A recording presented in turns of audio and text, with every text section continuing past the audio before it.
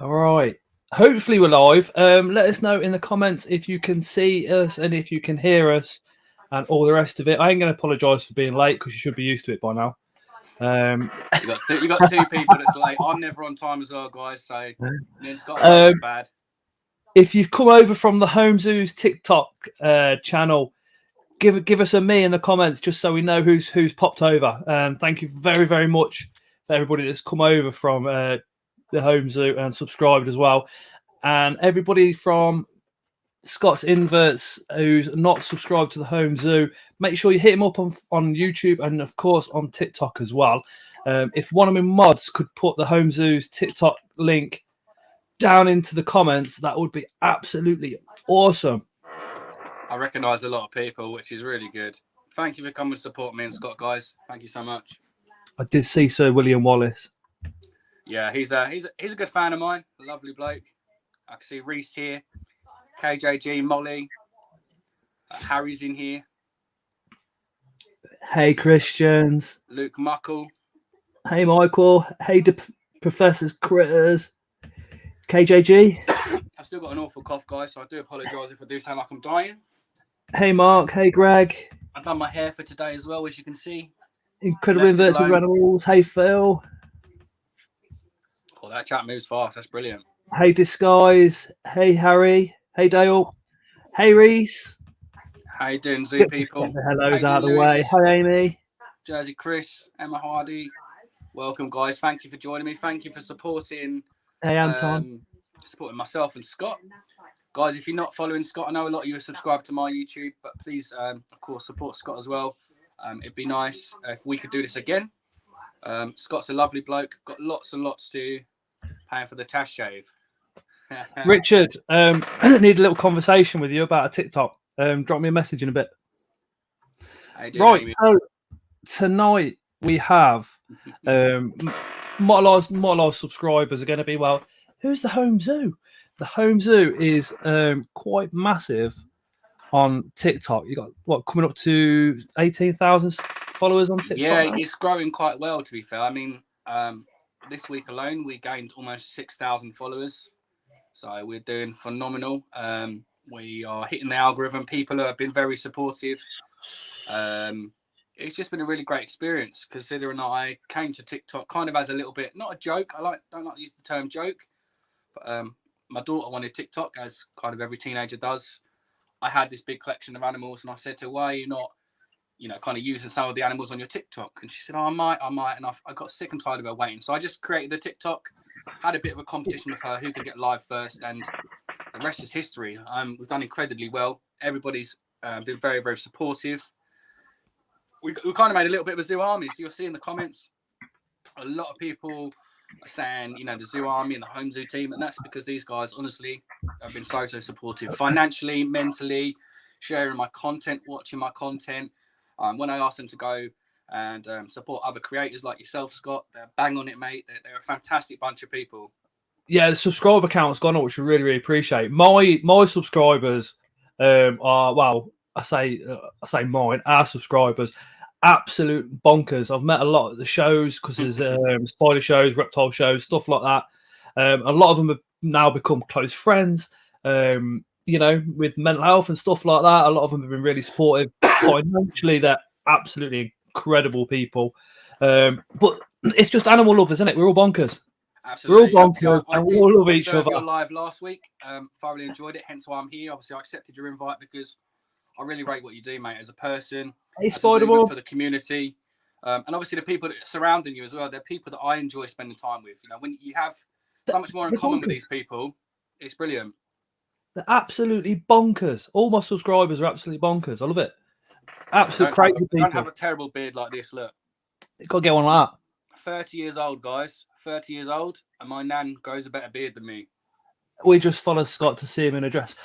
We did a fundraising with Ellie's Bug Babies for Alzheimer's, and I said to her, if you can reach 350 quid, I'll get my stepdaughter, who's 12, to do my makeup. So she did, but the missus come in with one of her dresses. She's a size 8, I'm a fat boy. I'm a big boy. But I did it. It was a laugh. Just while everybody's here, just before we get into tonight, Spider-Man 1978, if we can share the love and drop her a subscription, she is so close to that magic 1,000 subscribers. It is unbelievable. She is such a nice friend, such a close friend, and You're it'd be great. absolutely right, Brett. I do look about 12 years old, mate. There is Get times when I go monetary into the supermarket with my children, and I do get ID'd for scratch cards, energy drinks. Hence why I've got the mop on the top. I'm trying to grow this, trying. It's no good, mate. It's no good. Like the ex-girlfriend, it's left me, never to come back. Where did it all start then, Jamie? For me, well, I've had a general interest in reptiles and kind of animals that aren't your typical. Because obviously we own not just reptiles. I have a horse, some other kind of strange animals as well. My parents, I come from a poor family. This is sympathy. Lots of us do. Yep. And yeah, when I got into a position where I could start buying my own, I did. Initially, I started with one tarantula, which is Mr. Doris, which we'll get at a little bit later. Obviously, I appreciate that there's going to be a lot of tarantula collectors in here. Guys, I very occasionally, not as a regular thing, I do get my tarantulas out. If that does upset anyone, I do apologise up front. It's only for educational purposes. I fully understand. Quick disclaimer. My subscribers know I don't support handling, but if you do, I know that's it's your personal choice. Very clear. There's a lot of stuff in here I don't handle. My Metallica, my centipede, some of my other spiders are too small. Emma says Jamie looks about 12 trapped in a 70-year-old body. She's absolutely right, mate. She's right. I'll go with that. I'm not very wrinkly, but I'll get there, believe me. There's just a couple of tarantulas. I've got a male that's a mature. He's very active. So for that reason, as soon as I open the lid, he's wanting to come out. Obviously, I'm trying to be as sensible as I can. Obviously, the most sensible thing, there is no excuse. The most sensible thing is to leave him alone. Of course it is. Yeah. But like I say, guys, myself, please no hate. There's a couple that I do handle. They're very well-known species. So one's a Mexican red knee. The other one's a Chilean rose. The rest of them pretty much get left alone. Harry, I will, if one comes out of an enclosure, I will pick it up. If it's a new world, if it's an old world, I'll catch cup it. But majority of mine that I've got behind me are old world. And if they bite you, it's not it's not like a little bee sting. It's serious, medically significant. It's called. It's going to be I've got a few that are medically significant. It's going to be a pretty painful experience, which I'd rather not go through. Happy Ant has just put the Home Zoo's TikTok link into the comments. So if you could take a second, if you've not following him on TikTok, to make sure you do. And then obviously the YouTube side of it, because Jamie's he's done what a lot of us have the other way around, because a lot of us have been in YouTube for a year or two, and now we've gone over to TikTok. And the Home Zoo's done his TikTok and coming over to YouTube a little bit as well. But everybody's dropping the links down in the comments. Yeah, that's awesome. Yeah, guys, thanks for all the support to myself and Scott, guys. Like I say, it is the best community that I found. And like I say, guys, if you are offended by me handling, I probably won't be doing it tonight, guys, to tell you the truth, just because it's a need. I'm quite happy to show you in the enclosure. But if you ever see me on TikTok handling, that's pretty much the reason. So please don't hate me. It's more, I'm very educational with some of the work I do, because obviously a lot of people have fear of tarantulas, and I just like trying to show people that a tarantula's not out there to attack you and kind of try and kill you. Callum's just said responsible handling for educational purposes is one of the best ways to get people over their arachnophobia. That's because he does it at a lot of shows. He works with one of the bug display people at the shows, so he will actually get them out and show the people. And that's kind of similar to what I do on my live videos. Obviously, you can imagine I get lots of people come in and they say, "Oh my God, it's a spider, squash it, stamp it," all the horrible things that obviously as owners we don't like. We're not interested in hearing them comments. We know ourselves that spiders are gentle, they're fragile, and they just want to be left alone. We all know that. But obviously, many people, when they come across our channel, they don't know that. They just see a big spider and they want to run a million miles away. So if I can educate them, and it does involve some handling just to show them this spider does mean no harm, that's what I do. But I am very sensible, guys. You will see if my tarantula flicks hair, doesn't get touched. If it fret poses, doesn't get touched. I do test around the area of the tarantula before I go in. I like to think I'm very sensible, guys, and experienced, but of course I do understand in the tarantula community, some people are very against it, and I fully respect that, and I understand fully why. And again, it is a bit of a personal choice. I'm not one of them silly people. You will never see me with a tarantula crawling over my face for views and likes. I'm not a clout chaser like that. A tarantula's health is worth so much more to me than a million likes. It absolutely is. I was just about to say, I mean, I do preach week in, week out not to handle tarantulas, so I am going to have to kind of stick to that ground, if you like, James. Of course, Jamie, Scott. And you know what I mean? just because we don't agree on everything doesn't mean that you're wrong. I'm probably more wrong than you because you're absolutely right. They don't need to be handled. There is no benefit whatsoever to the tarantula to be handled, and I always express that in my lives. There's zero benefits. All my benefit, and I put the tarantula at unnecessary risk. I fully understand that, and I put myself at risk. If I get bitten, I've only got myself to blame. I'm going to struggle keeping up with all the comments, but we do go live every Tuesday, 8 till 10-ish. It sometimes runs over. Sometimes it goes on till midnight, 1 in the morning. It's just however it goes. I am monetized, so whoever, if you do like a super sticker or something like that, those comments flash up for me so I can see them Absolutely, dead easily. Spider-Man. And get that's one thing. Sorry, Scott. Go on. Mate, so I can't see you. Sorry. So I'm just answering Spider-Mum's comment. She says, not good for people coming to hobby thinking they are pets made for hand. And you're absolutely right. And that's the reason why when I'm doing videos, I always explain that tarantulas are not the sort of animal that you should be handling. I always explain, I do it for educational purpose. I explain the risk to the tarantula, which is the most important. Because at the end of the day, the tarantula's not asking to be picked up. I'm going out of my way to arrange that. The risk of the tarantula is first and foremost the most important. The dangers of dropping, the dangers of going blind if the hairs flick at you, the dangers of the venom, particularly if you're allergic. There's many factors that I like to explain throughout my videos and my lives. The risks of handling and what's associated with a tarantula. Again, I don't do it all the time. I've got a lot of followers in the chat. They'll be able to vouch. I don't do it all the time. I'm not a regular person. Cheers, unusual pets. Harry, the live tonight is about the home zoo, but I do keep reptiles, I keep tarantulas, I keep centipedes. I've got 3 breeding pairs of scorpions. I've got all sorts of bits and bobs. If you check back in the previous videos, you'll see I've got all sorts of bits and bobs. Jamie. Yes. Sorry, I'm trying to check the comments. I'm brand new to this, guys, so if I do go quiet, I do apologise. How many animals have you got all together? Which one's your favourite? So I have 120 different animals. No, I have 122 now because I bought another 2 today. I can show you one really quickly if you want. It's just beside me. It's very harmless. I know it's the most difficult question, isn't it? Which one's your favourite? My favourite has to be. I have the biggest bond with my monitor lizard. Obviously, having a monitor does require a lot of time. I'm using a nursery Viv. I know Northern Exotics is on here. Fantastic keeper, guys. I've watched many of his videos personally, especially when I was doing research about my monitor. Before I got it, like every good keeper, you should research, get as many opinions as you can, because just because you read that first post on Google doesn't necessarily mean it's correct, guys. Anyone can go on Google, type a post, and it doesn't mean it's gospel. So I like to get real keepers' opinions. People like Northern Exotics, people like... Don't be giving Northern Exotics a big head. Time last year, very right? good, very good. It's my birthday in February, right? So last year I grew this moustache, and it was bigger. It was like this. It was awesome, right? And he bet me, and he won the bet, so I had to shave my moustache off. Mate, next time you shave it off, you lend me some, bro, because mine's not going so good. But yeah, there's going to be things here that I'm in Coventry. Norman Exotics is going to understand when I show my monitor a little bit later.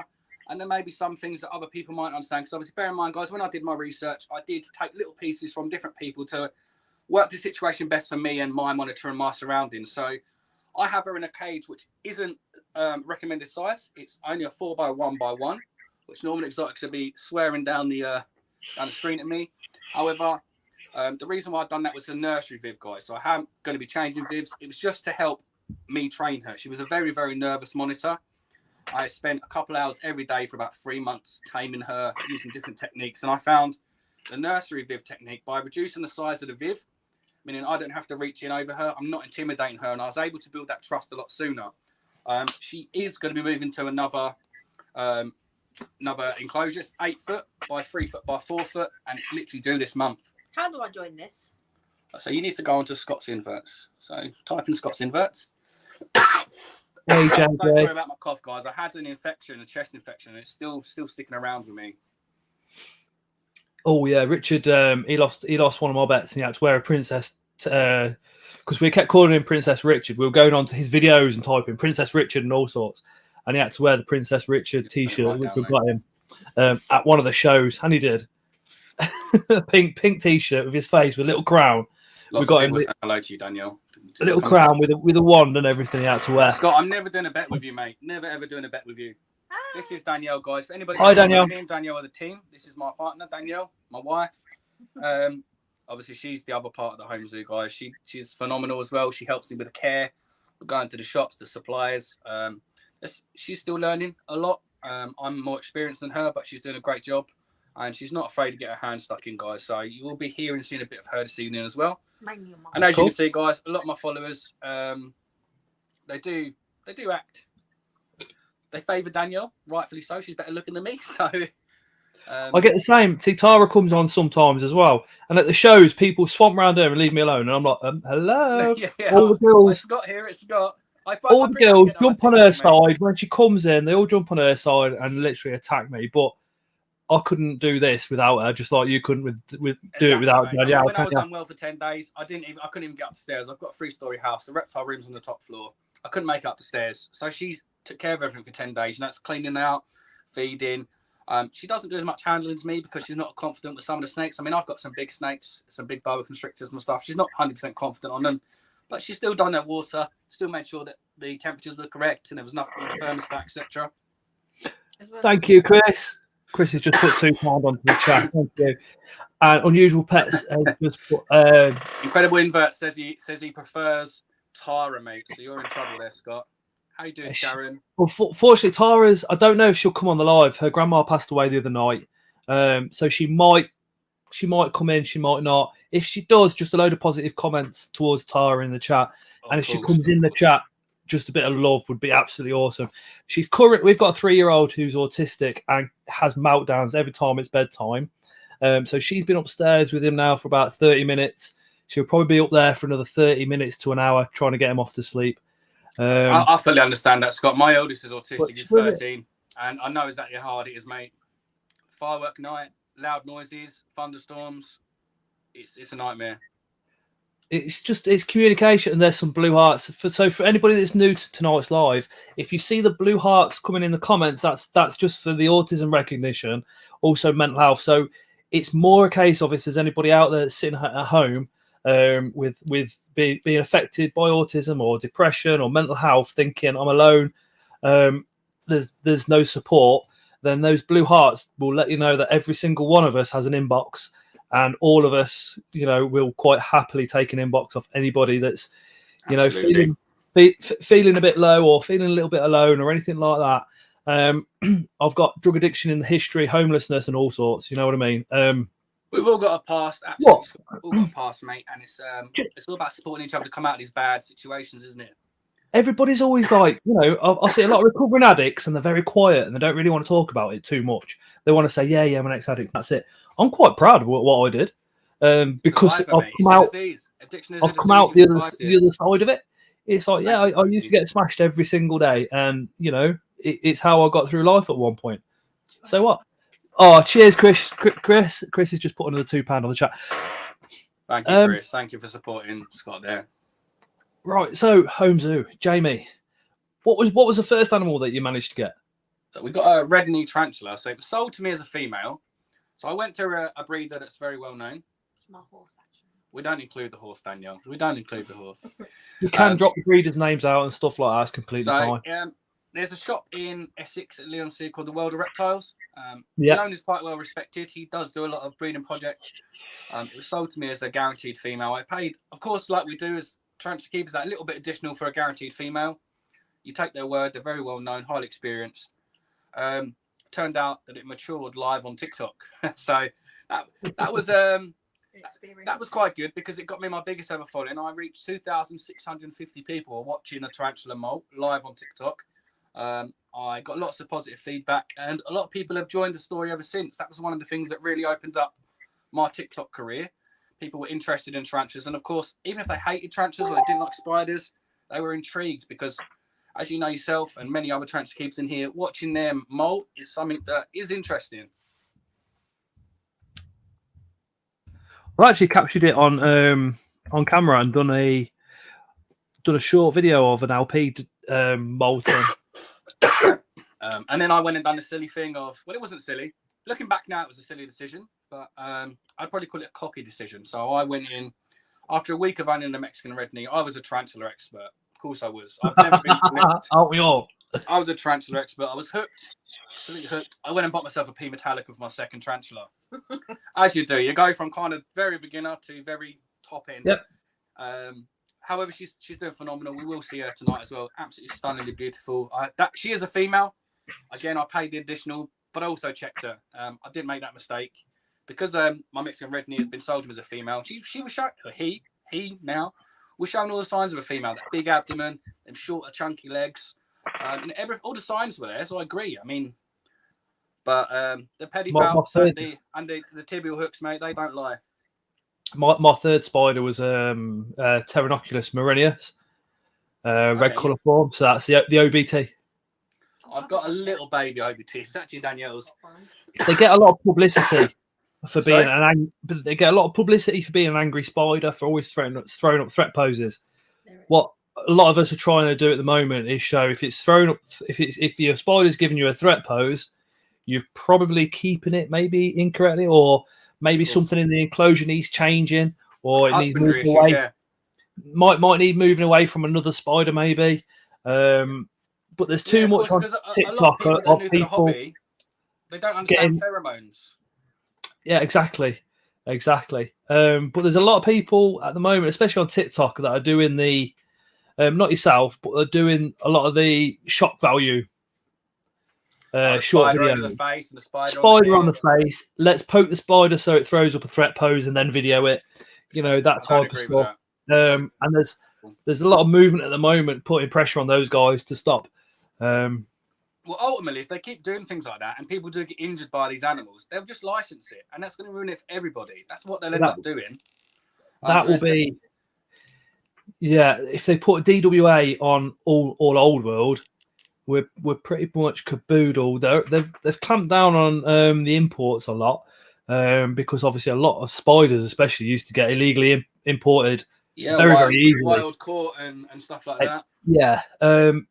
If you try and smuggle something like, a bunny rabbit. Understanding gingers. That's got to be the comment of the night so far.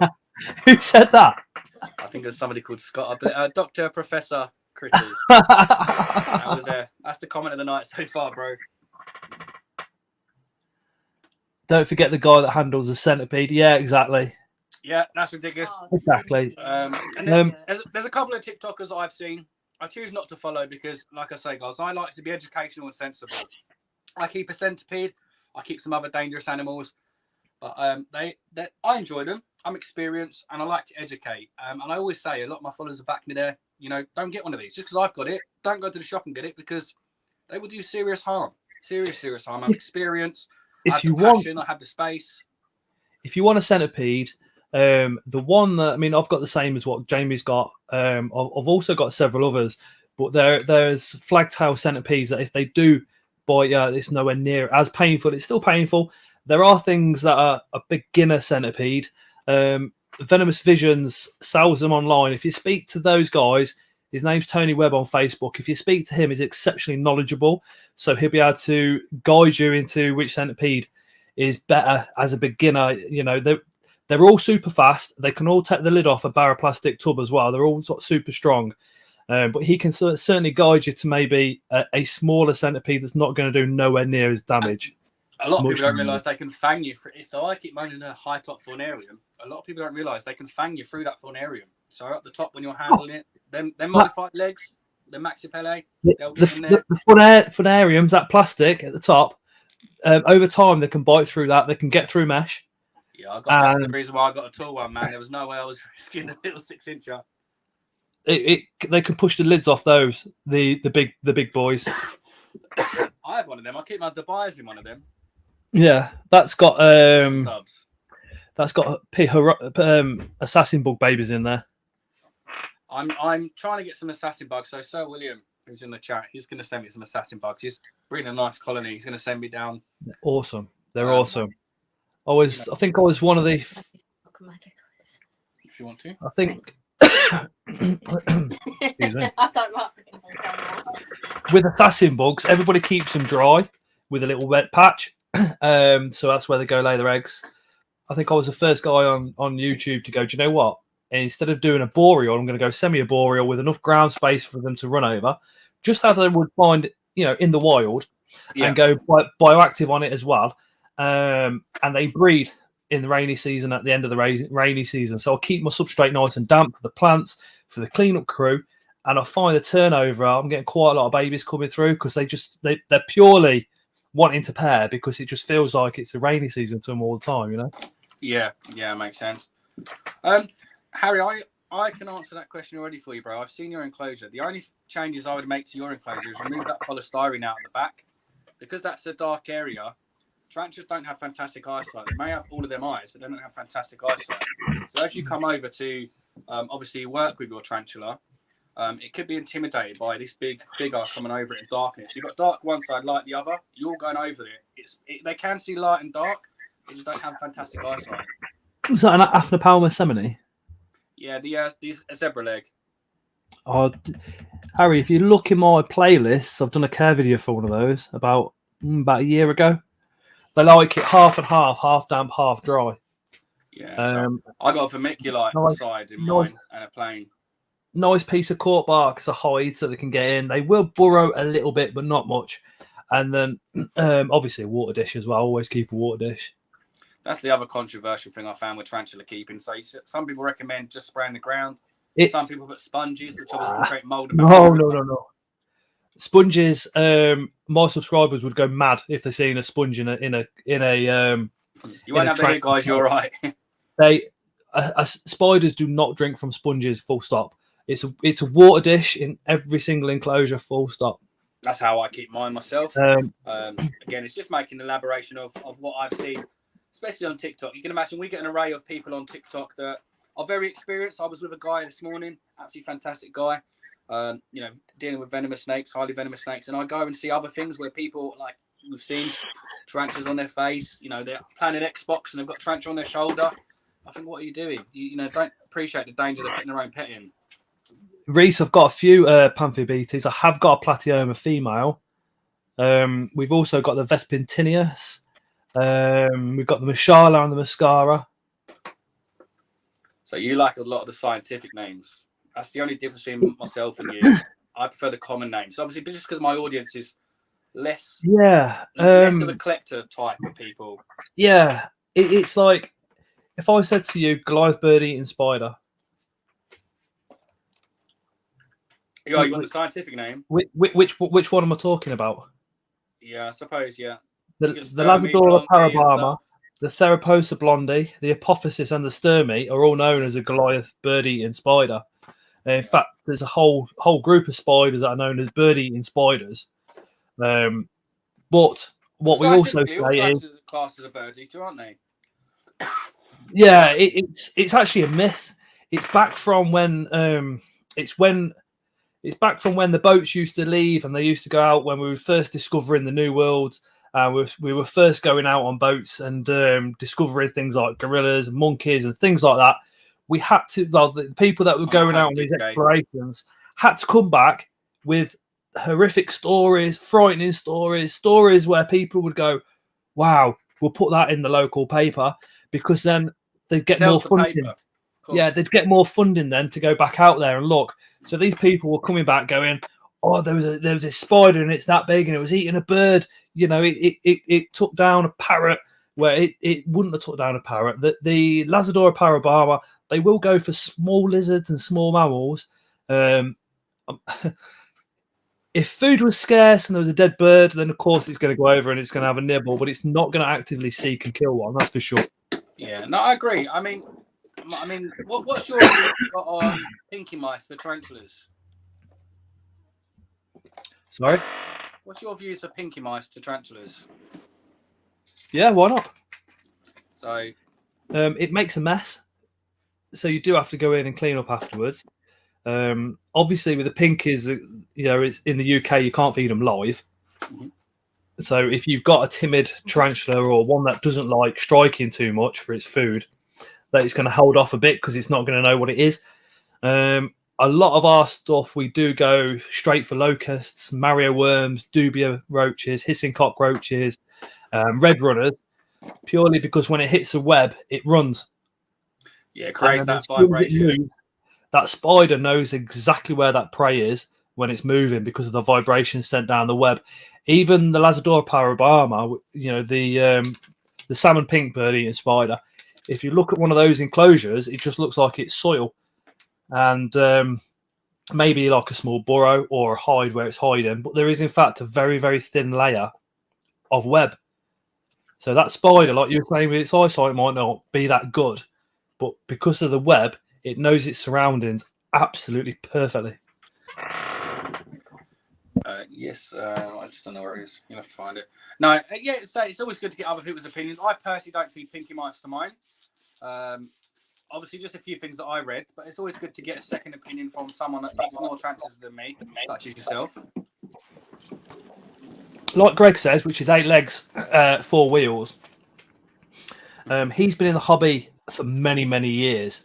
And Greg says bad health issues feeding teas with mice causes problems with molting due to calcium content in the mice. That's what I read myself. As a one-off, I don't see it being a problem. But if you're doing it, obviously every feed or every other feed, then the calcium buildup could build up, could harden their exoskeleton, and they could possibly find it a bit harder to molt.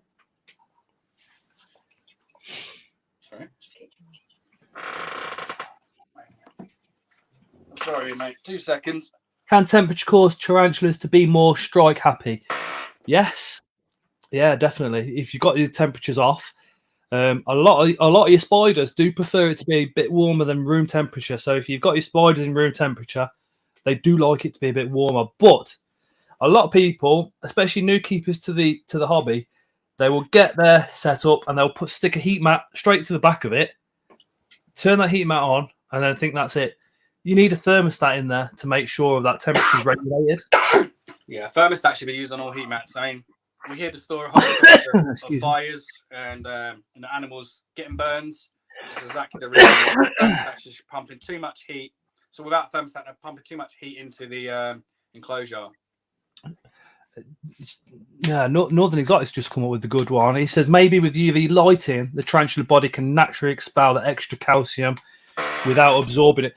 Me and Richard spoke an unusual very good test to try. And incredible inverts and other animals we spoke about. UV lighting for tarantulas quite a lot, but there's got to be a lot of research gone into it, and you need a lot of room and a lot of spiders to be able to do that because you've got to have like varying degrees of UV. I really want to go off the same egg sac and kind of put some with UV and some without, and kind of watch them develop.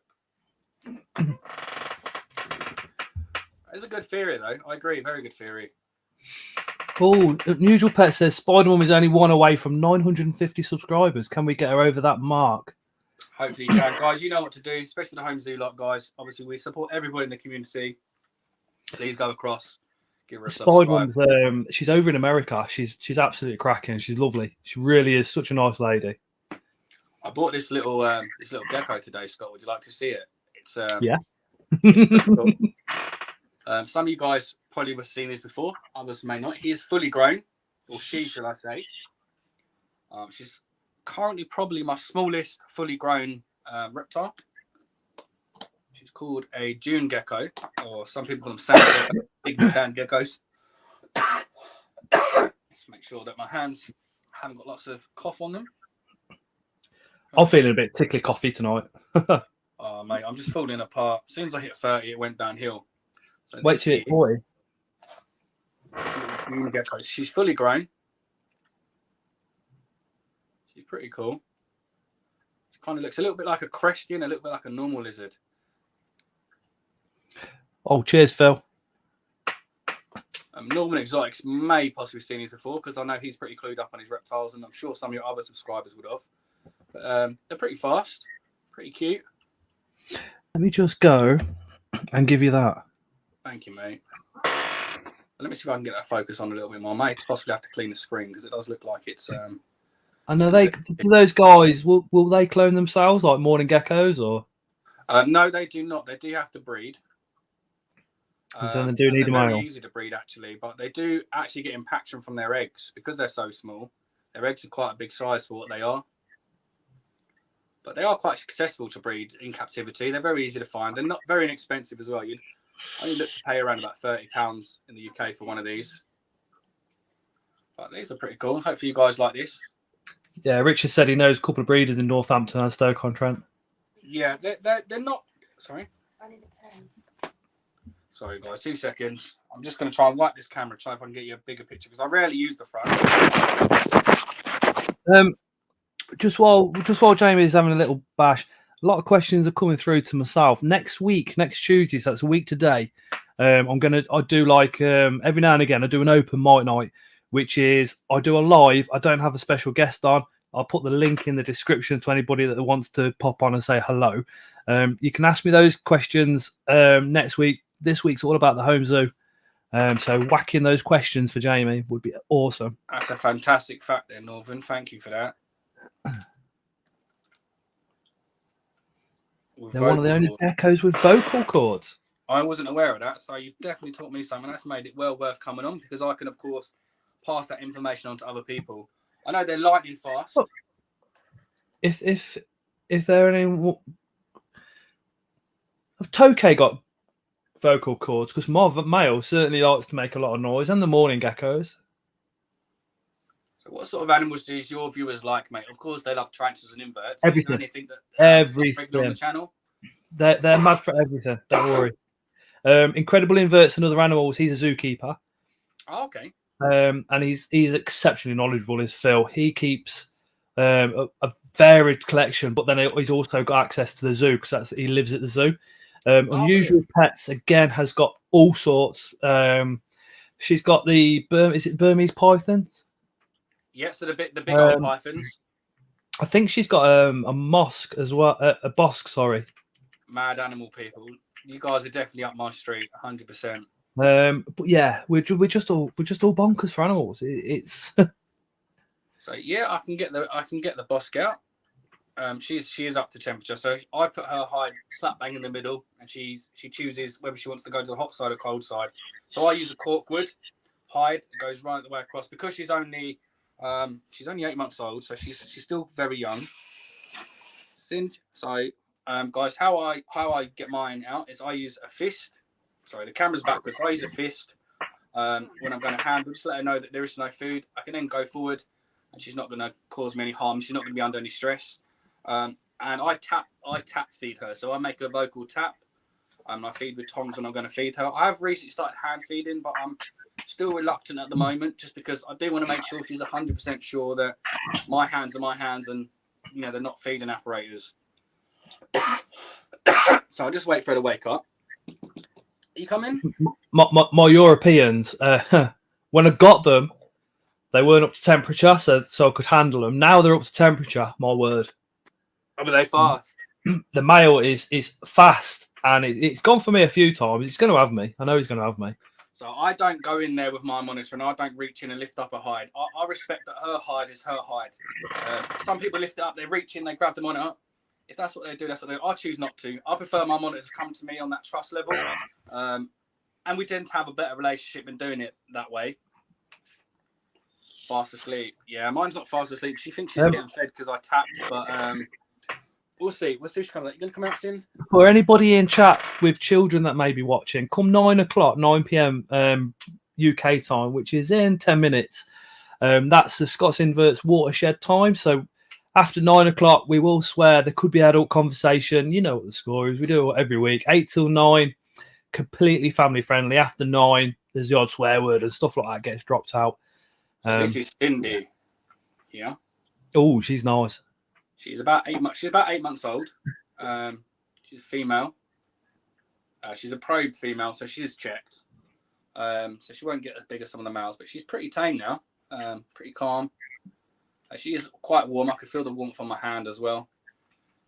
She does have a toenail issue. As you can see just there, her end toenail does grow the wrong way around. She's been like that pretty much since I've got her. It's not causing her any issues. I haven't snipped it or anything because she's just starting to dig. So she's gone out of the arboreal stage where they like to climb up and run away. She still occasionally climbs up the back of the vivariums, but the majority of the time now she's starting to dig, and that's the reason why I'm taking her out the nursery viv. I'm going to start putting her into the bigger enclosure where there's sufficient substrate along the bottom. Make sure the temperature's getting back up, because I'm going to have to put some more heaters in there as well, because obviously a bigger enclosure is going to take a lot more power and a lot more heating sources to create that heat that these guys need, because they do need a lot of heat. Obviously, they need the UV exposure. Her diet is mostly insects. To be fair, she's pretty healthy when it comes to monitors. Are they similar to Aki's with the? Because I've got an Aki dwarf. One end of my viv for him is 40 degrees because of Australia. Yeah, she's same for the 100% Northern. Oh. She's 100% female, mate. She's been probe checked. 100% female.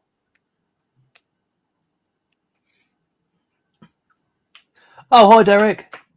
Reptile Innovations. He runs a reptile, sanctuary in the USA.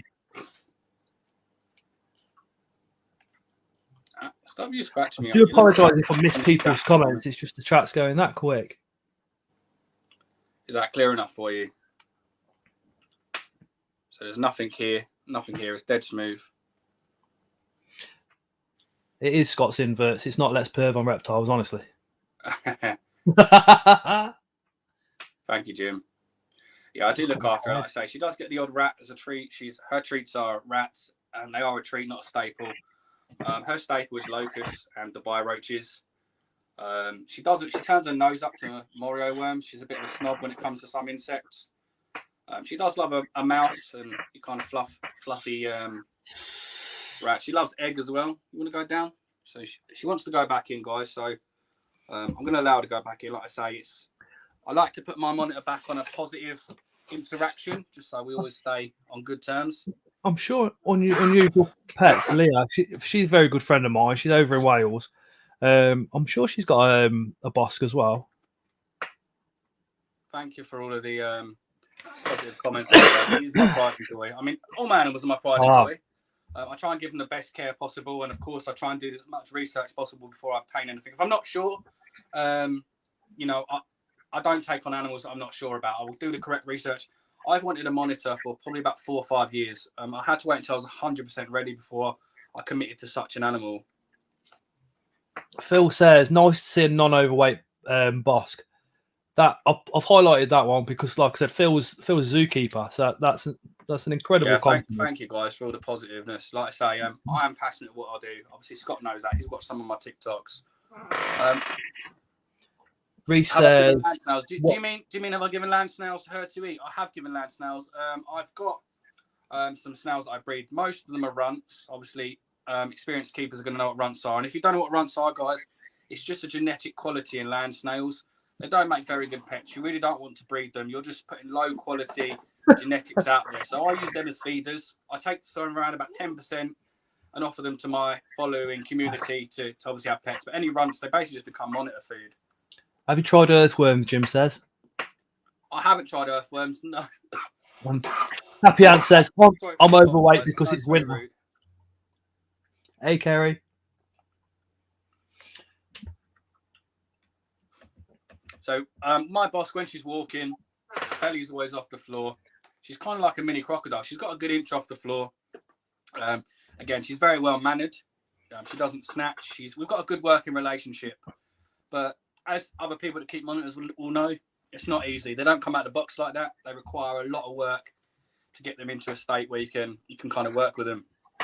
Reese, the watershed is I don't tend to swear on the lives until after 9 o'clock, just because it's an adult cutoff, doesn't it? Yeah, because all the videos that I put out are all family friendly. So if you want to watch any of my videos with children, that's completely fine. The lives, however, come 9 o'clock, adult conversation, swear words, and all the rest of it.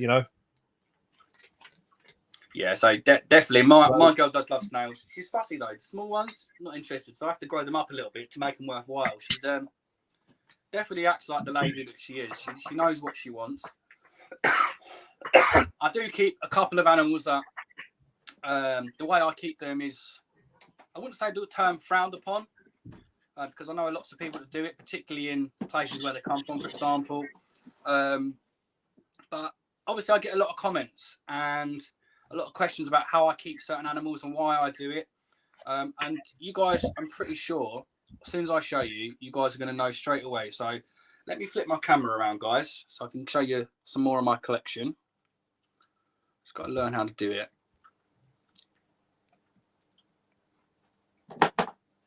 Boom. There you go, guys.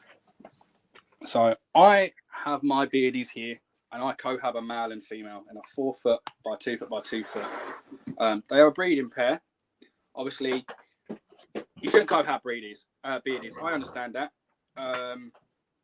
Myself, I always say on my Thank lives, you, Lindsay. just because I do it, guys, don't do it. You know, it rarely works. It does rarely work. It doesn't happen very often that they get on so well as this. You can see both of mine are in shed there. Let me give you a better close up. Sorry, guys, if you feel drunk. I'm just going to take my iPad off the stand and let you guys better the condition of my bearded dragons and how they are. So I keep them on beach chips, guys. The optimum substrate, of course, is going to be a sandy substrate. There's no getting away from that. That is the optimum substrate. The reason why I keep on beach chips, I have a 28 degrees Celsius reptile room at all times. You can imagine the smell. When you've got two beardies cohabiting together, the smell is unreal. So by putting them on the beach chip, I've lost all smell. They're shedding very well. As you can see, they're still being shed there. Everything's working for me. I've got wood. Christian says he cohabits his. They're completely fine. Anton says any Amazon tree boas or emeralds. He keeps. He mainly keeps green tree pythons. Arboreal snakes. I do have a very, very nice boa though, Tony. You may be interested in watching. I can show you in a moment. But obviously these guys are fantastic. Oh, the host has muted my mic. I can't hear you, Scott, bro. Sorry, I muted yours instead of mine because I needed to cough. No, that's all right, mate. Absolutely. Sorry, so that's where, Jim, that's exactly where I got my information from. I spoke to a very, very well-respected bearded dragon breeder in Australia. Took on all the advice he said about how to create a climbing post away from the heat source. He said because beardies, obviously, they don't absorb directly from the sun in the aspect of they're right underneath it. They climb up and they absorb the sun from around the air. So obviously the top of a wooden vivarium is going to be very warm. And he said in Australia, sorry for all of my guys, in Australia, what they often do for breeding is 2 females to 1 male. And sometimes they even stretch it to 3 just to produce that kind of extra breed season. So this is the how many lads in the chat after hearing that would like to be reincarnated as bearded dragon and housed with 2 female mates? You definitely put me down for that. So this is my female here.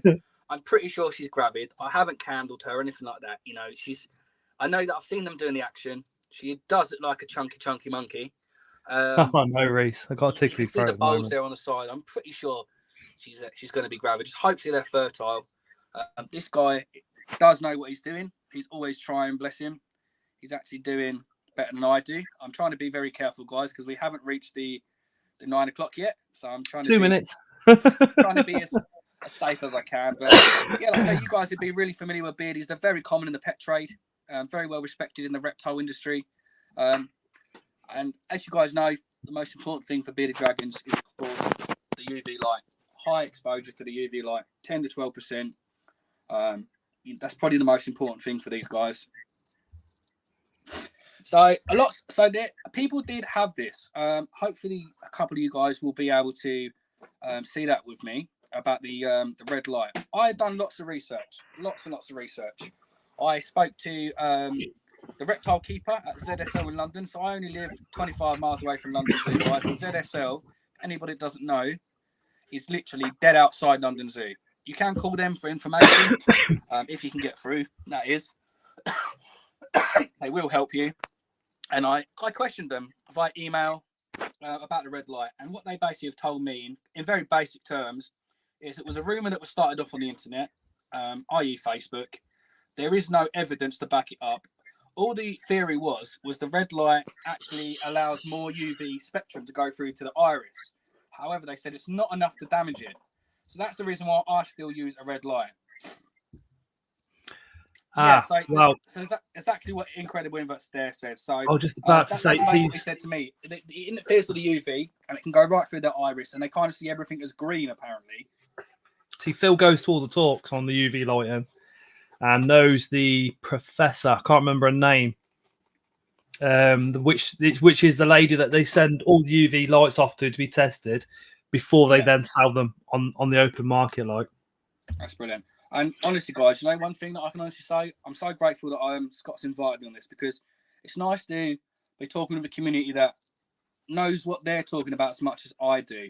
Because obviously, when you go on TikTok, you put a red light, you have a lot of people that they own 2 cats, but they'll tell you how to look after a beardie. No disrespect to them people, but I'm pretty sure we've all come across them. You know, a guy that's got a Jack Russell will tell you how to look after 250 tarantulas. Reese says, I love the red light district. It's 9 o'clock now. Don't we all? I bet that's probably cheaper to go to the red light district than it is to go to the reptile shop. Mate, there's no doubt about that. No doubt about that. So, guys, yeah, I say this is the beardies. I won't spend too much time on them because obviously people are very familiar with them. I have got lots of stuff that is less common, and obviously I'd like to share that with you this evening. Yeah, so I absolutely agree with that as well, Inverts guy. Sorry, I don't know your name. It's Phil, that is. I like to use CHE for certain animals, halogen, or heat mats with certain animals as well, with a thermostat and obviously the correct level of substrate.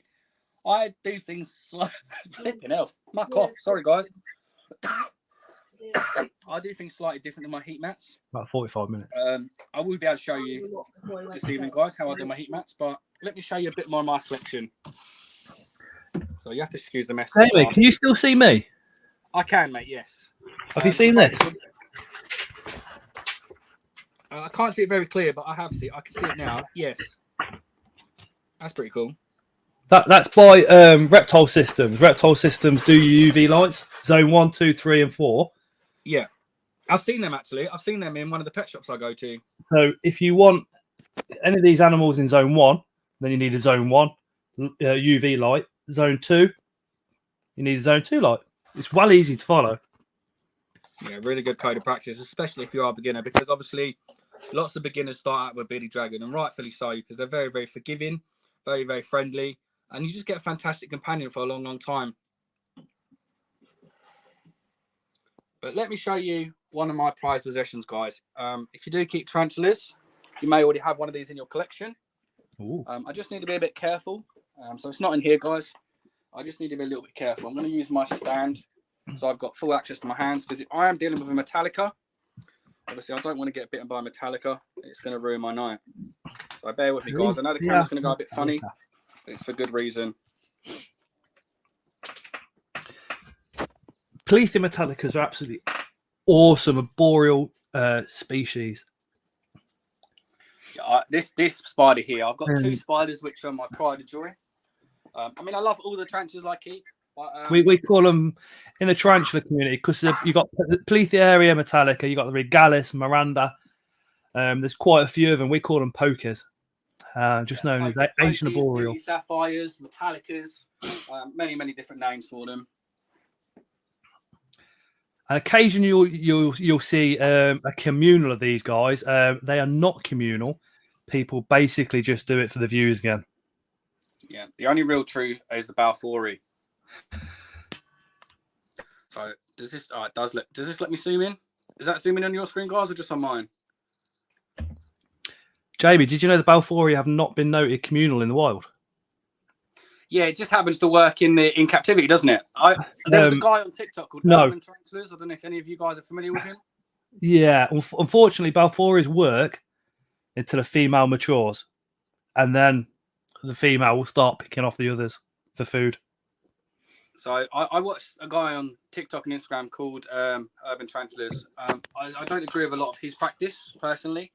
I know he's got knowledge about tarantulas, but his practice is handling metallicas, next to his Rolex watch, which looks fantastic, but kind of puts the wrong image across to what these spiders are about, and realistically how, I wouldn't like to use the term dangerous, but obviously how we need to be sensible. Sorry, guys, for the poor camera angle. I'm holding an iPad and just making sure that She's fine. So bear with me. Yeah, with Balfouris, it's basically a forced communal. So you're forcing them to live communal. I She had shed one. just a few days ago. I had one. I went from 14 to 9 to 6. So now I've split mine up. So she's a female, guys. She's looking a bit slim because she's just come out of shed, but her colours are really starting to pop now. She Definitely a hasn't fed female. yet. Sorry? Definitely female. Yeah, 100%. I've got a shed above. I can show you the vent up on top. She's just very skinny because Hey, Robbie. she's got a habit of making her abdomen literally stick thin when she goes to shed. But she sheds in 45 minutes, start to finish, on her back. Wow. Kicking it off in 45 minutes. So she's a very, very good shedder. And what I found as well is the males tend to be not quite as bright as the females, just from what I've seen. But she's my pride of joy. No, when the males become subadult and adult, they can go rather dull, so they can lose the blue. So because I got her molt here, I did check her molt. Obviously, because I bought her from the same shop as Mr. Doris, obviously I wasn't taking any chances. So when she molted, you can see the reason why the back's looking a bit chewed up. That was me with my handiwork, making sure that I did have what I was sold. Christian, Histocratis gigas, Dark Den might have 40 plus in a communal, but they are not communal either. And again, once a female matures, it will start munching off others. Again, but that's how Dark Den gets so many followers, isn't it? So hopefully you guys like that. Like I say, she's one of my favourite.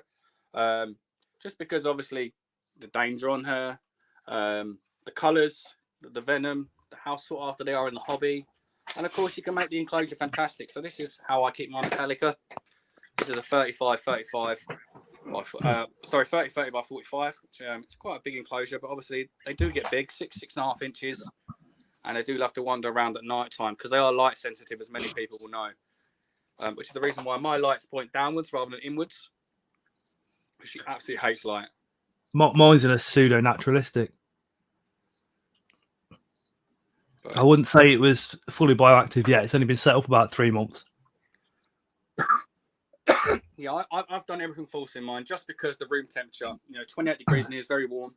These are over by the cold side of the room. So I have a hot side and a cold side, strangely enough, just because the roof is slanted. So I do have a temperature gradient inside my room. That could be brilliant for pairing spiders and other animals. The ones you have to put running through a season? Yeah, cycling. So that's what I've got to do with my Mexican red knee, is cycle for her to encourage her to lay the eggs. We've got stick insects. These are pretty common. Spiny stick insect. I've got a male and female mating pair there. And these little guys have been trying their best to reproduce. This little chap's really not left her alone all week. So sitting on her back doing the business. I was just about to say he'll go on the back and then that's it. He won't come off the back then, will he? Yeah, he's pretty much stuck on her for at least a week. I mean, to see him off there is rare, to be honest with you. I'm quite surprised. He's pretty much been walking around like a backpack for a long time. Deep Professors and Critters. I read a paper about an armoured spider that truly lived communal in the wild. Can't remember the species name. Unless they actually share the web, are they communal? It's up for debate. They have to really share the web. Even orb weavers, their webs touch, but they don't share the same web. So in here I keep amphibians. So I cohabit a couple of animals in here just because, they kind of tend to work very well. Then, although in the wild, these guys won't be found together. All of my animals here, other than my bosque, is captive bred. My bosque is captive farmed, which is a very familiar practice when it comes to monitors. They go and drag a female that's pregnant, put her in a stable in the middle of Africa, let her lay and then let her back out and they take all the eggs. It's very, very common practice, although not very nice. It's just the size of the animals and the success rate in captivity is not great at the moment. But I'm sure someone like Northern and the zookeeper guy here, they're going to do really, really well. So let me try and find these guys for you. So we have a white tree frog. Oh, sorry guys. We've got the cane toad at the moment. He's awesome. So I've got a white tree frog just tucked down there. Oh man, they're gorgeous. Absolutely gorgeous. I can handle them minimally. Obviously, all frogs have porous skin. They shouldn't be handled for a long period of time, and realistically, you're better off using gloves. I have just wetted my hand here. I'm only going to pull him forward. Obviously, their skin is susceptible to burns, susceptible to taking anything that's on your skin. So you just have to. Oh, he is gorgeous. He is absolutely gorgeous. He's got that nice fat roll just tucked there behind his ear, which is a really, really good sign that white tree frogs are healthy. They're also called dumpy frogs for obvious reasons. They look fat and dumpy.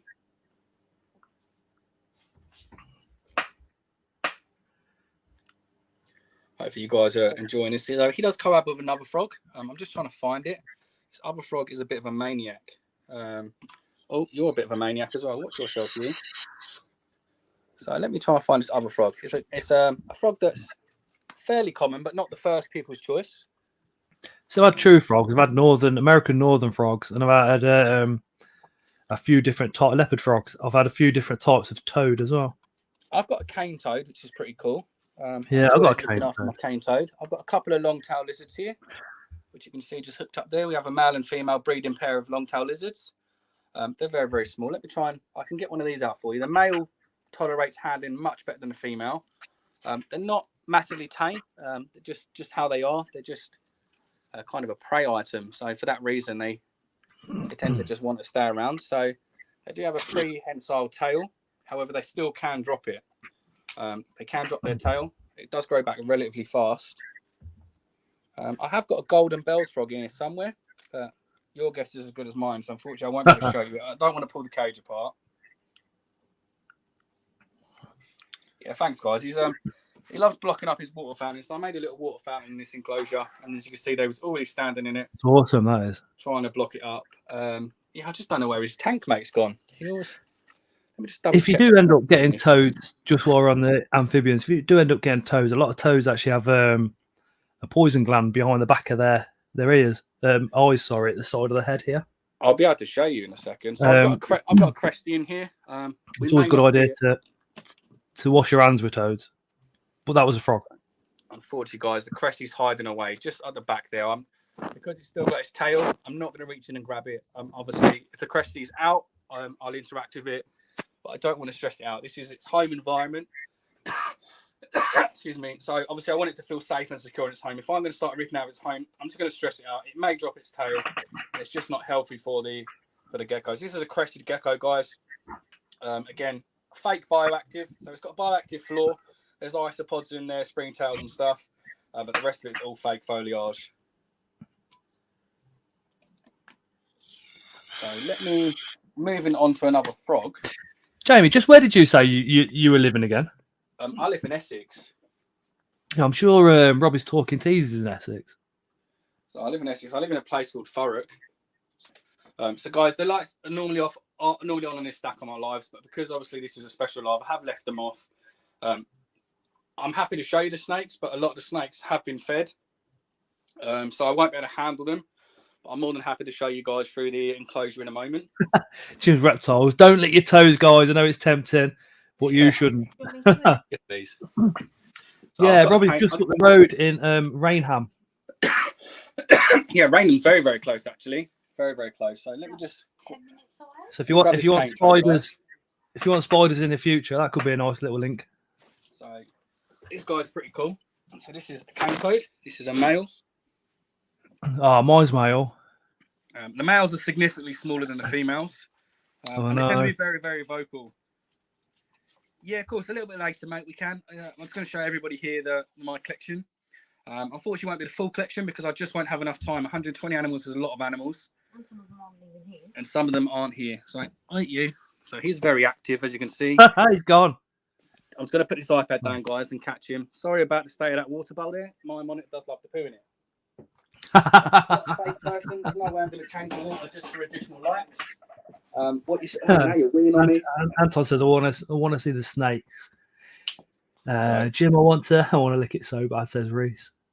So I can show you because this doesn't harm them. You want to hold this a second, Daniel, for me? What? Just if you hold the iPad here, I can show everyone. So guys, I can show you what Scott was talking about. This doesn't harm the cane toad whatsoever.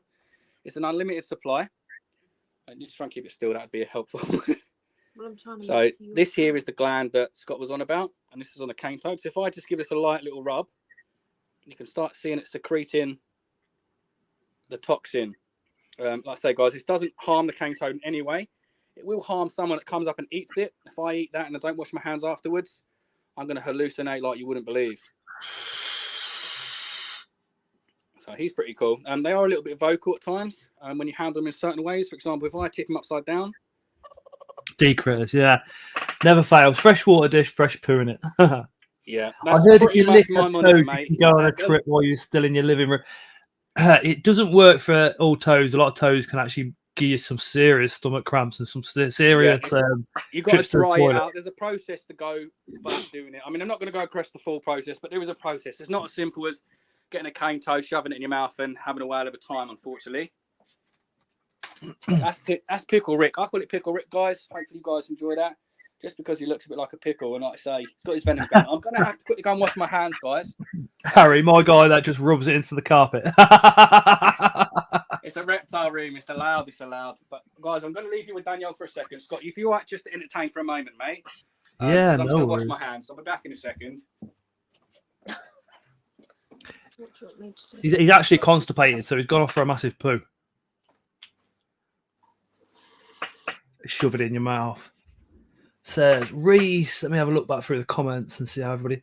Yeah, for the people that have come across to my channel from the home zoo, I do a lot of tarantula based content on a Monday night and a Thursday. I release a video at 7 o'clock on a Monday and 7 o'clock on a Thursday. Every Tuesday I go live on YouTube as well at 8 o'clock. Colorado river toad is the one typically licked by Native Americans.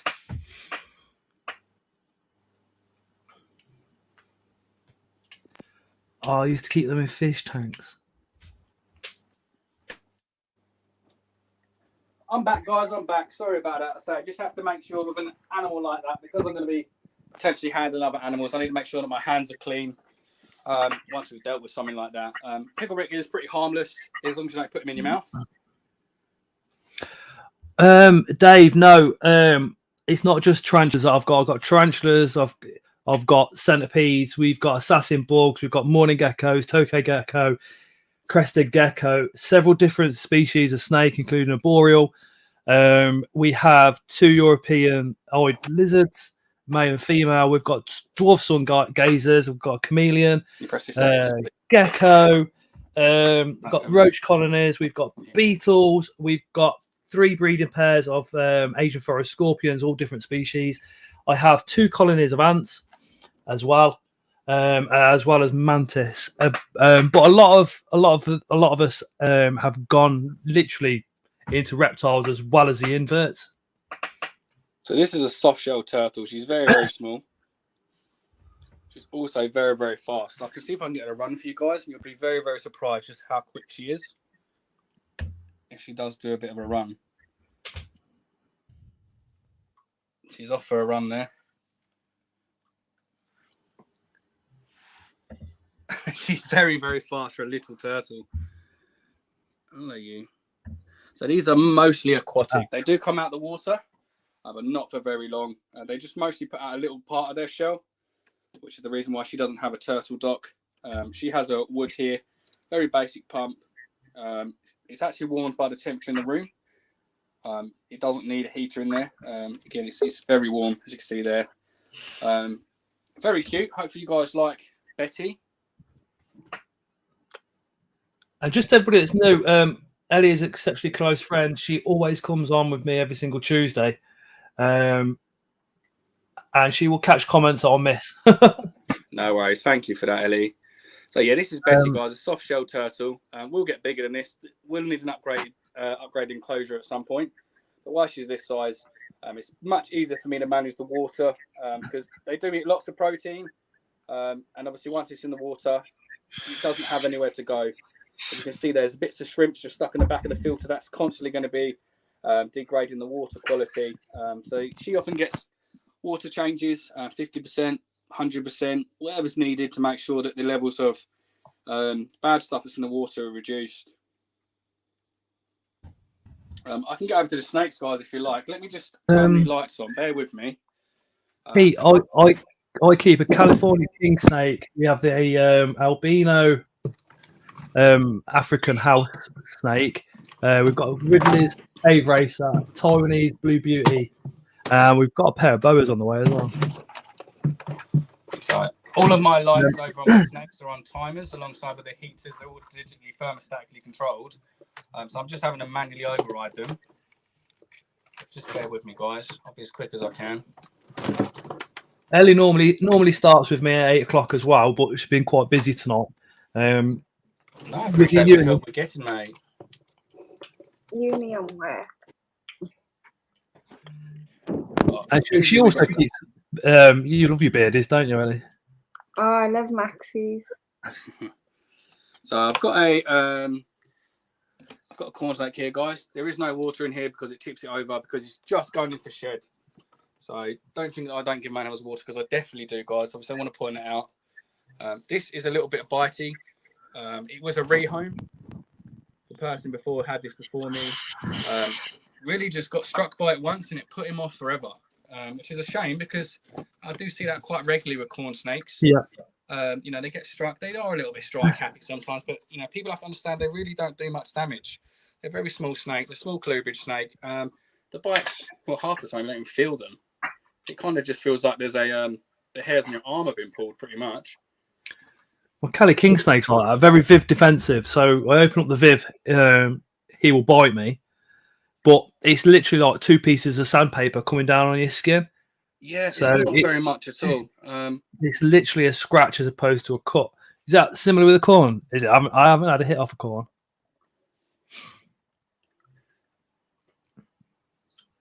Yeah, so basically a corn kind of feels like pull the hair on your arms. That's pretty much what it feels like. I've not been bit by anything sort of bigger than 3 or 4 foot.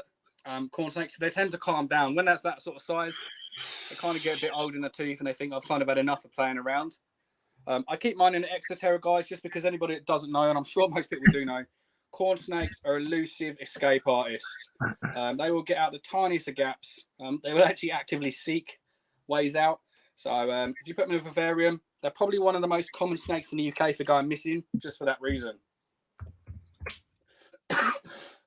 Excuse me. A python person. I have got plenty of pythons, bro. I'll be able to show you them. So I also am a boa person. So I've got quite a nice... I've kept 4 pythons. Ozone Gang, please go sub to Ellie's Bug Babies and Scott's Invert. Show some love, guys. We like. Thank you, Danielle. Thank you. You are Danielle. I know you're Danielle. I've known you for 13 years, so I'm pretty sure I do know you. So this is my female boa constrictor, guys. She's just shy of 9 foot. She's a Dutch pastel, which means she's made up of a couple of different genetics to try and get certain traits, and that includes the colour, the size of her, the size. She was bred by a person called Fleek Koot, who's quite a well-known snake breeder over in the Netherlands, Dutchland, Germany, that kind of area. So I call her Fluffy, but you can see that she's a big snake. Cheers, Shelley. She's looking very wide, guys.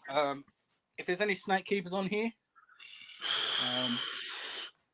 so she's again doing the typical boa thing. Boas at night time are far more responsive. Now, if I put my hand in there now, I'm going to get eaten for dinner. I take it she's been recently fed. No, well, she has a small meal, so she's going to bite me if I keep my hand in there. So I just need to grab my tongs. So again, guys, this all comes down to knowing your animals and obviously having the experience with the animals that you keep. If I keep my hand in there, I'm definitely going to get bitten. She's far too interested in me. Her tongue's flicking in that way. Her head's up off the ground. All the signs there that this snake wants to eat me. Not as a food response. She was in the dark. I've just turned her lights on. I've now gone into her territory. Boas typically love to eat at night in the dark as well. Oh, cheers, Lindsay. Yeah, it's a BCI. Yeah, BCI, Jim. Dutch Pastel is the morph. She has like Sonera and Dwarf in her, a couple of other genetics to create this particular morph. But she is a BCI, absolutely right. She's not a true red tail. However, she's better behaved than a true red tail, if I'm honest. So I'm just going to use the handle here on my feeding tongs. That is the only thing, you know, with inverts and reptiles. because we're all trying to bring both communities together and have a big, happy animal keeping community. But reptiles, they seem to be completely happy with crossbreeding localities, and in the invert world, it's Very an frowned absolute upon. no-no. It's an absolute Really. no-no. I found that when I went on the Tarantula forum and I was first beginning, and I asked, "What would you do if you crossbred?" Oh my god, I almost got shot. Yeah. Almost got shot. They were coming to my house. They were going to steal my car. Yeah.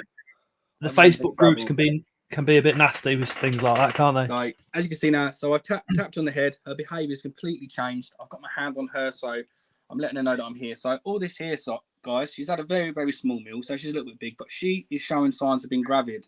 Early signs of being gravid. Ooh. I did pair them, but I didn't want them to get pregnant. So what happened was, he just had a yawn. Thank you, Christian. Christian has just sent a super sticker, £1.49. Thank you so much. Thank you for doing that. Yeah. All the donations just go straight back into my channel. Yeah, and obviously I support you, Scott. You know that, mate. It's I suppose the same with you, isn't it, Jamie? With the TikTok donations Mine as goes well. back to either my animals or my community. So I often do a lot of competitions on TikTok for children because I think that children are the future animal keepers. Oh god, yeah. Try and educate them, try and get them excited about the animals that I keep and other animals. I just kind of give them education. There's a lot of parents, unfortunately, just say, "Don't go near that, it bites. That's going to kill you. That's going to steal you."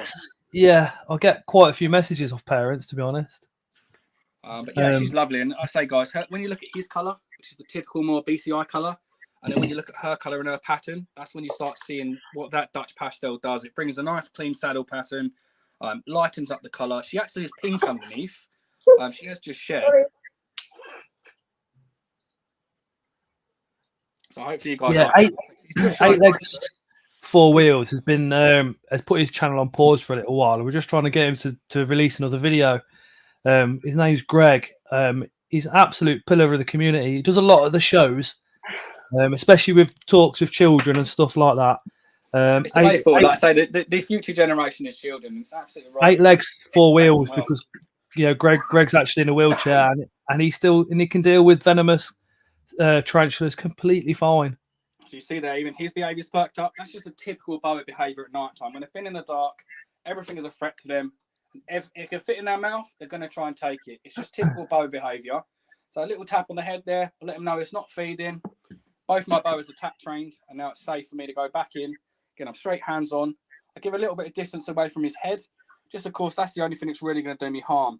Is going to be his mouth. So if I stay away from his mouth, it's going to give me space to work with him.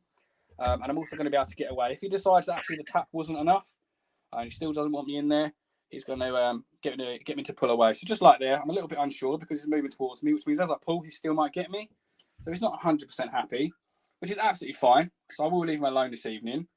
I'm coming into his space. I'm waking him up. I'm doing everything to disturb him. So I've got to respect his space, his vivarium, and obviously what he needs. He doesn't want me pulling him around, so I'm not going to do that this evening. And like I say, guys, the reason how these guys got together was because I had a nice cat bow in here. And as you can see there, I've done a typical boa thing of tipping it over a few times. And I had to draw his vivarium out. Hello. Yeah, if one of the moderators could just drop 8 legs, 4 wheels channel link into the comments, that would be absolutely awesome. He is, like I said, he's a pillar of the community. He's such a nice guy. Yeah, we definitely need to keep people out in the community, guys. 100%. We need to support them. And obviously, if they're giving to the community, we've got to give back. So you'll see a lot of my python's behaviour is going to change now. So this one here is a female python, ball python, very common in the pet trade at the moment. And kind of rightfully so. There's a lot of bonuses when it comes to keeping ball pythons. They're just like a car. Thank you, Phil. Thank you, Ellie. It's just like a car, guys. You can kind of pick your own colour, kind of what you want, different patterns. The variations are unreal, and that's what makes these guys a really good beginner snake. You can see these are all the same snake, lots of different patterns, lots of different formations. We have this one here as refusing to feed. He's been a little bit fussy at the moment, and that's very typical with ball pythons. They do like to put you on a bit of a run when it comes to feeding. 1 minute they're fantastic, Haley. another minute they're just they don't want to know. Jamie, Ellie, I'm going to pop the lid. I'll be back 2 minutes. Yeah, no worries, mate. I'll just keep talking, mate. It's no problem. I've done my usual thing: have a cup of tea before the live, have a cup of tea during the live, and then drink half a bottle of Coca-Cola. So this back in particular snake here, does carry the spider gene, which is a conversation in its own if you're not aware, and that's because it creates neurological conditions within the snake. Excuse me. It was bred in America by a guy at Nerd called Kevin. It's very, very frowned upon. I personally agree with that. Although I keep 2 spider genes, this one is the better one of the 2, but you can see his head there. He's all over the place. He's looking up a lot. So that's not normal snake behavior. Trying to ride up. We call it skylarking and staring at the sky and corkscrewing, because he corkscrews as well. So there's lots of various behavior. He's terrible when it comes to eating as well, because he misses all of the time. Yeah, I agree. Kevin's not my favourite person. Obviously, I'm on social media. I have to be a little bit careful of how I word things and what I say about people, because likewise, if I do something wrong... Who's Kevin? Don't worry. Likewise, if I was doing something wrong, I'd want people to approach me in the right way. So that's the reason why I just kind of keep that respect for Kevin, because he has done some good things in the hobby as well, guys. Let's not forget. He's made some mistakes and he's done some things that people don't agree with, but he has also brought a lot of good things to the hobby. So he's a beautiful little snake here. And some of you, if you've been on my TikTok, will see that this guy almost lost his life. I did have to spend a lot of time looking after this guy, bringing him back to life. And the other thing, as I mentioned earlier in the live, guys, if you notice, I've got my heat maps on the top. I don't put them on the bottom for my pythons. And that's just to try and prevent burns, really. Not that there's anything wrong with it being on there. If you've got it set up correctly with the thermostat and the right level of substrate, etc., you should be fine. So we've got a nice yellow belly ball python there. Yellow belly really is pretty much in the name. Oh, I agree, Jim. I agree, mate. I agree. I actually bought this one. I didn't want to get a spider gene. I'll be honest with you. I'm not breeding this guy. I like to kind of leave it as it is. This is a pet for me, and it's also great for education.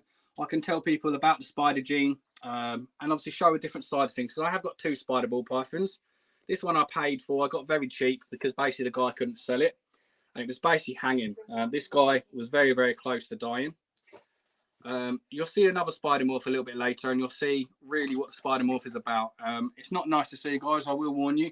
The way that she behaves is really not nice to see a snake behave like that. So we have another ball python here. This is a butter pastel morph, and he's what we call a very clean example. And what I mean by that, it's just his pattern and his colour comes through almost perfect. Sorry about the cough there, guys. I know I keep apologising, but I'll keep coughing tonight as well. Mad, isn't it? Honestly, it must be something in the air, mate. I did a COVID test tonight just because I'm a bit paranoid. I do every now and again. Yeah, I'm all the time, mate. I get my daughter to bring them home from school because I've not had it yet.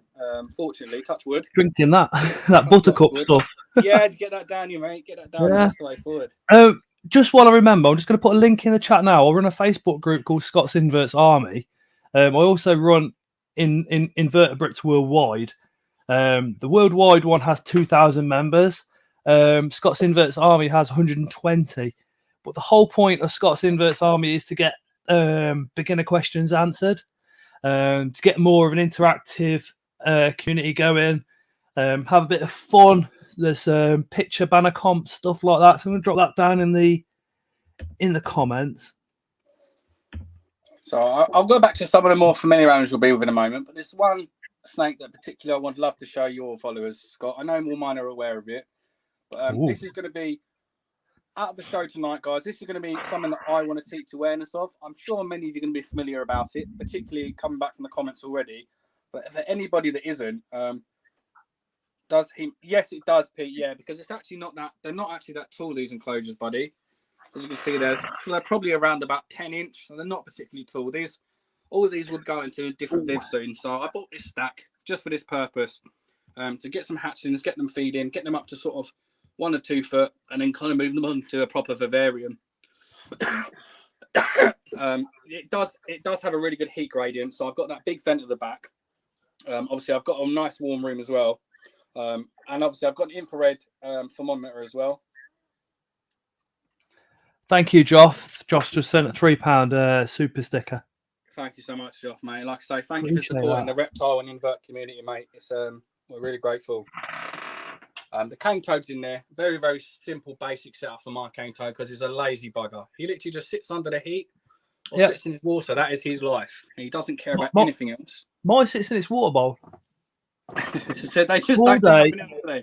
every day. It doesn't even move for food. It waits for the food to come to him. He's that lazy. So when you can see his behaviour there, it's always, and it's not up the glass, guys, because he's trying to climb. He literally thinks that is the way to go. So you'll often see him go backwards. He's quite mild compared to other spider morphs, which we're going to see in a moment. Because I do rescue some snakes. This guy here wants to tag me, even though he's eaten lots. So this is probably my most aggressive ball python. And there is a story behind why he is aggressive. It's a food aggression. It's not anything other than a food aggression. He's actually 9 months old. That's mad. You've got an aggressive ball python.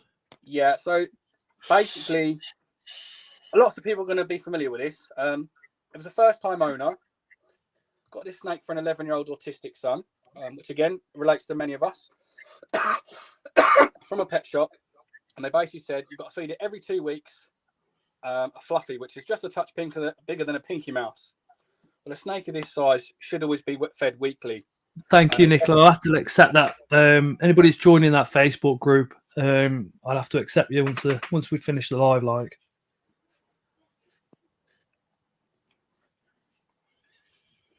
put my hand in and prove it. I'm 100% sure he will bite me, bro. 100% sure. I know ignore Tony's Italian. He's actually Scottish, but when the Euros and that were on, Scotland and Wales both supported Italy, didn't they? So we haven't let it drop. So yeah, this particular snake, like I say, I actually done my little bit for the community. So I didn't want the 11-year-old lad to get out of the hobby. So what I'd done is I said, listen, I will take your snake off it because this snake was striking all of the time. When I went and looked at it, within 2 minutes, it struck me so hard that it fell off my other hand. And it was all a feeding response. So he's always searching for food.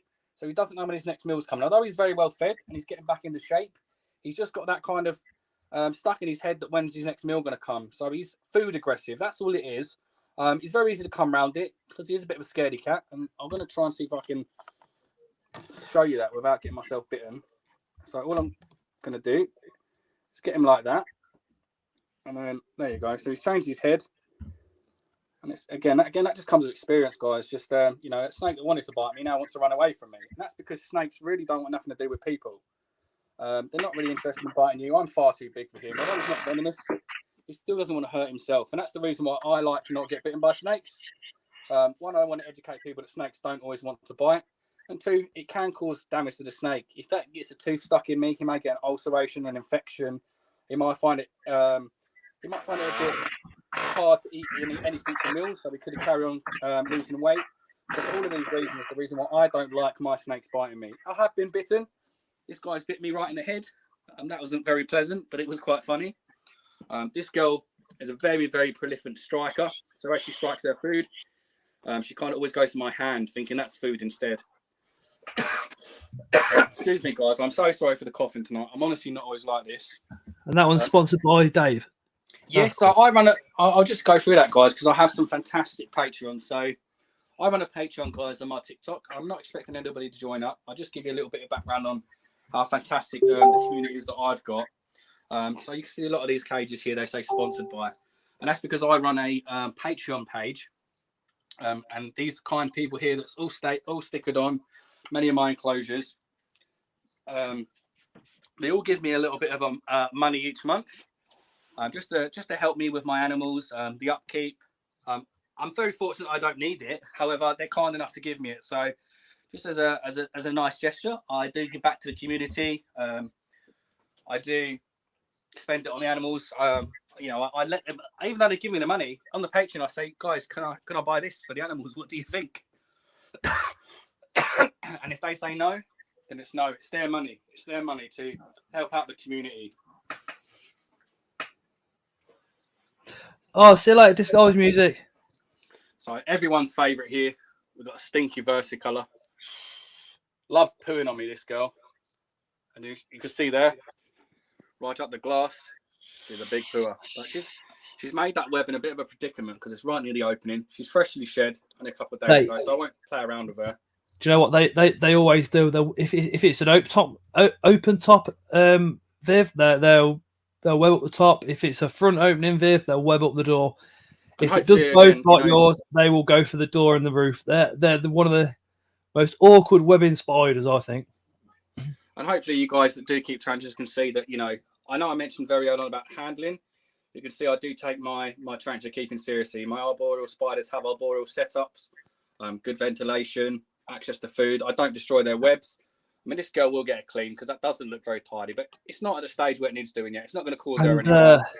Just going on from last week's live, we had Dave's little beasties on, and we were talking about versicolas and people going crazy and overthinking side ventilation and cross ventilation, which is holes in the side of your Viv.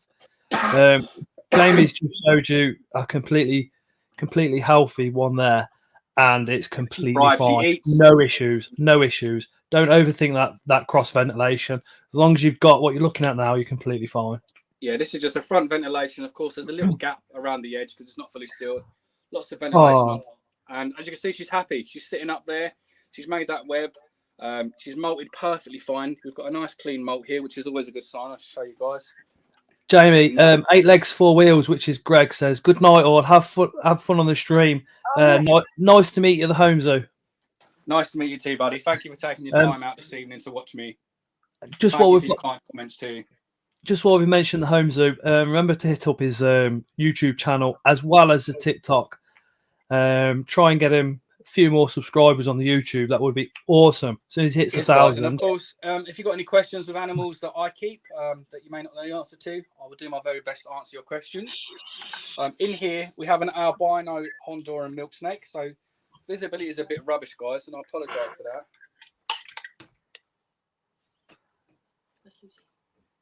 Oh, don't worry. Don't worry, you'll be okay. Sorry, guys, bear with me 2 seconds. I'll tell you what's happening in a minute. Nothing bad, guys. Just done it. Has she had anything to drink beforehand? No, have you drunk anything before? Any orange juice or anything? Because you're not supposed to eat or drink anything half an hour before. Well, don't worry, darling. If you just get yourself, how do you feel? So Phil just popped in the home zoo's YouTube channel there. Nice one, Phil. So again, just take 2 seconds. It only takes 2 seconds. Click on that link. Drop him a subscription. That would be absolutely awesome. I can see he's probably doing a lot more work on YouTube in the future. Drink, plenty of rest. Right.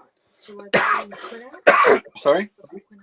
Yeah, just to be sure. Just to be safe. That's so cool. They're scary as they make them look in the movies. I will tell you. What was that? What was that about? So my daughter, unfortunately, has just tested positive on a lateral flow, guys. So that's the one thing I just have to check. So we have got COVID in the house. Nothing to worry about. Many people have had it.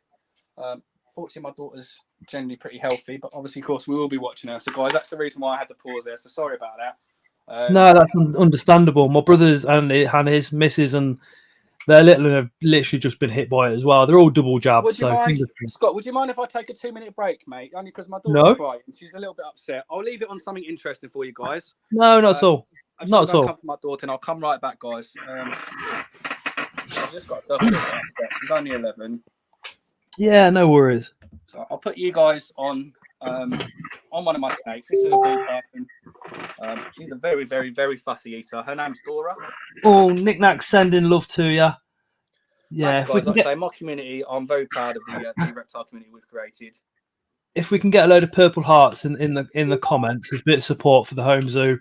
That would be absolutely amazing, or more so for his daughter, because maybe he'll show guys. Daughter I will be back, guys. I will finish the show. I don't have a bedtime. I'm a 30-year-old man, so hopefully you guys don't either.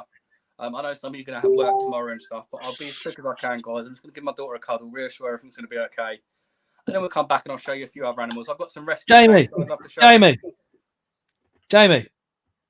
go and see your daughter. Go on. Right, see you soon, Seth. See you soon, mate. I got told off live on YouTube, guys. Make sure you record that. Yeah, so Ellie's bug babies. If you could drop her a subscription as well, that would be absolutely awesome. Ellie, like I said earlier, comes on every Tuesday with me, and then she also runs a live with Phil, Spider Mum, and Mark the Spider Guy, and Unusual Pets on her Sunday. Don't you, Ellie? Mm-hmm. Uh-huh. What animals have you got, Ellie? 5 cats, 1 dog, 2 lizards, 4 snakes, 17 spiders.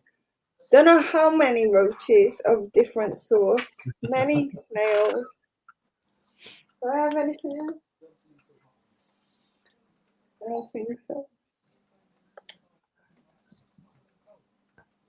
But yeah, if you've got any questions for me or Ellie, if you want to know a bit more about the inverts and stuff that we keep, just drop it down in the comments while Jamie's just having a couple of minutes with his daughter. Dave says, Scott, what do you think of heat mats in a Royal Viv? I like the deep heat bulbs and the ceramic heat. I do instead of the heat mats. Only because you can put the ceramics above, can't you? I think it warms up the whole area with the air as well as instead of just where that heat mat is. The whole of this room is warmed up to 26 degrees, 27 when you go a bit higher up the racking, but that's with an oil-filled radiator. And we've got corn snake and reptile pages are taking over my following. No, I said 5 cats. Not a bobcat. 3 of them are almost black. 1 out of the 3 are white. Molly, I vape in the same room as the animals and stuff like that. It's had no effect on them. I've been doing it for 6 months. I know other people that do the same thing, but we had this conversation last week, and Dave says, well, you know, if you go in your kitchen, underneath your kitchen sink, where you keep all your bleaches and all your chemicals, you'll still find spiders living there quite happy. So it's not as bad as what you think for the animals at all. See, the thing is, right, I wasn't told any different about smoking or vaping or incense or anything like that when I first got them. And it wasn't until about 7 or 8 months into it that somebody questions me, and I was like, look, if one of them was going to have a problem from it, it probably would have happened by now. So Exactly, I'm going to change it later, unless I decide to quit. But until then, everybody seems to be fine. I think the problem is we all like overthink it and get really scared really quickly by other people's views, and being told what we can and can't do. Like I said, I've vaped for 6 months in here, been completely fine. I've never smoked in this room. We always used to smoke outside. Courtney, what made you get into the hobby? I come out of addiction, and I was homeless as well with addiction, and I spent best part of a year in a hostel. Prior to that, several months on the streets and what have you. And I got my little flat. As I got clean, a friend of mine had to move, so he gave me 2 spiders, and then I got with my current girlfriend Tara, and we ended up getting another one from the shop, and a few more. And Courtney, what it does for me is, if I ever feel like slipping back into the past, I come in here, and the animals really relax me, especially with mental health as well. Helps me deal with like just normal life. I know it sounds strange, but it really does, and it's just led from one to another. Now we've got 250 spiders and God knows what else, and you know. But tarantula keeping is addictive. They're like Pokemon cards. They really are like Pokemon cards. But yeah. What I have found, then the spider addicting hit Scott. Yeah, exactly what I've found in the spider community. There does seem to be a lot of like addicts in recovery and mental health issues and people that just want to relax. And I think the spiders don't really do much. They kind of just sit there or they hide in the burrow. So when you're watching them, they're not doing much. They're just chilling, and that vibe rubs off on you as well. So if you've had a stressful day, they can literally just bring you down, you know. How many reptiles do you have? We have a pair of dwarf sun gazer lizards, a pair of European eyed lizards, 5 different snakes. We have tokay gecko crested. We have the morning gecko colony as well as the morning gecko baby colony. We have an Aki dwarf monitor lizard. We also have a chameleon. And that's it at the moment for reptiles.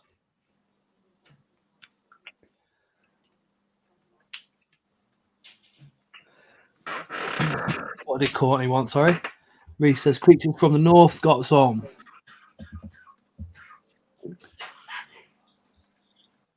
Cheers, Courtney. Thank you.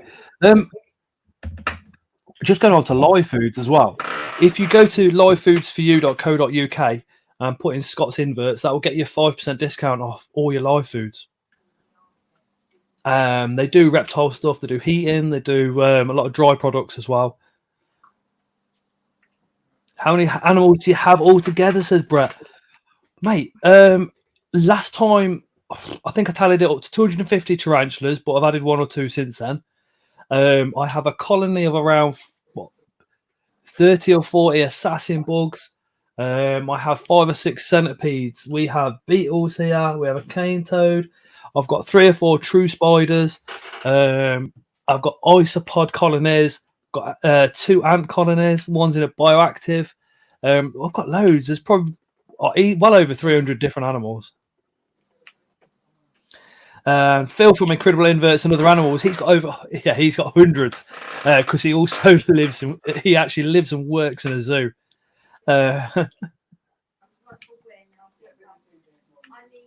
Yes, Ellie's got 5 cats, so every Tuesday you normally find her playing with a pussy. Molly says, who's your favourite then, Scott? Oh, Molly. Now, I get this asked a lot, right? But it's like taking a 5-year-old child into a sweet shop and going, you can only pick one sweet. It's impossible to pick your favourite. I'm back, guys. Thank you so much for that. Can't pick a I do have a TikTok, Lindsay. It's under the same name. I've got Instagram as well. We've got the Facebook group, the MeWe, and a Facebook page as well as. Yeah, Phil actually works and lives in the zoo.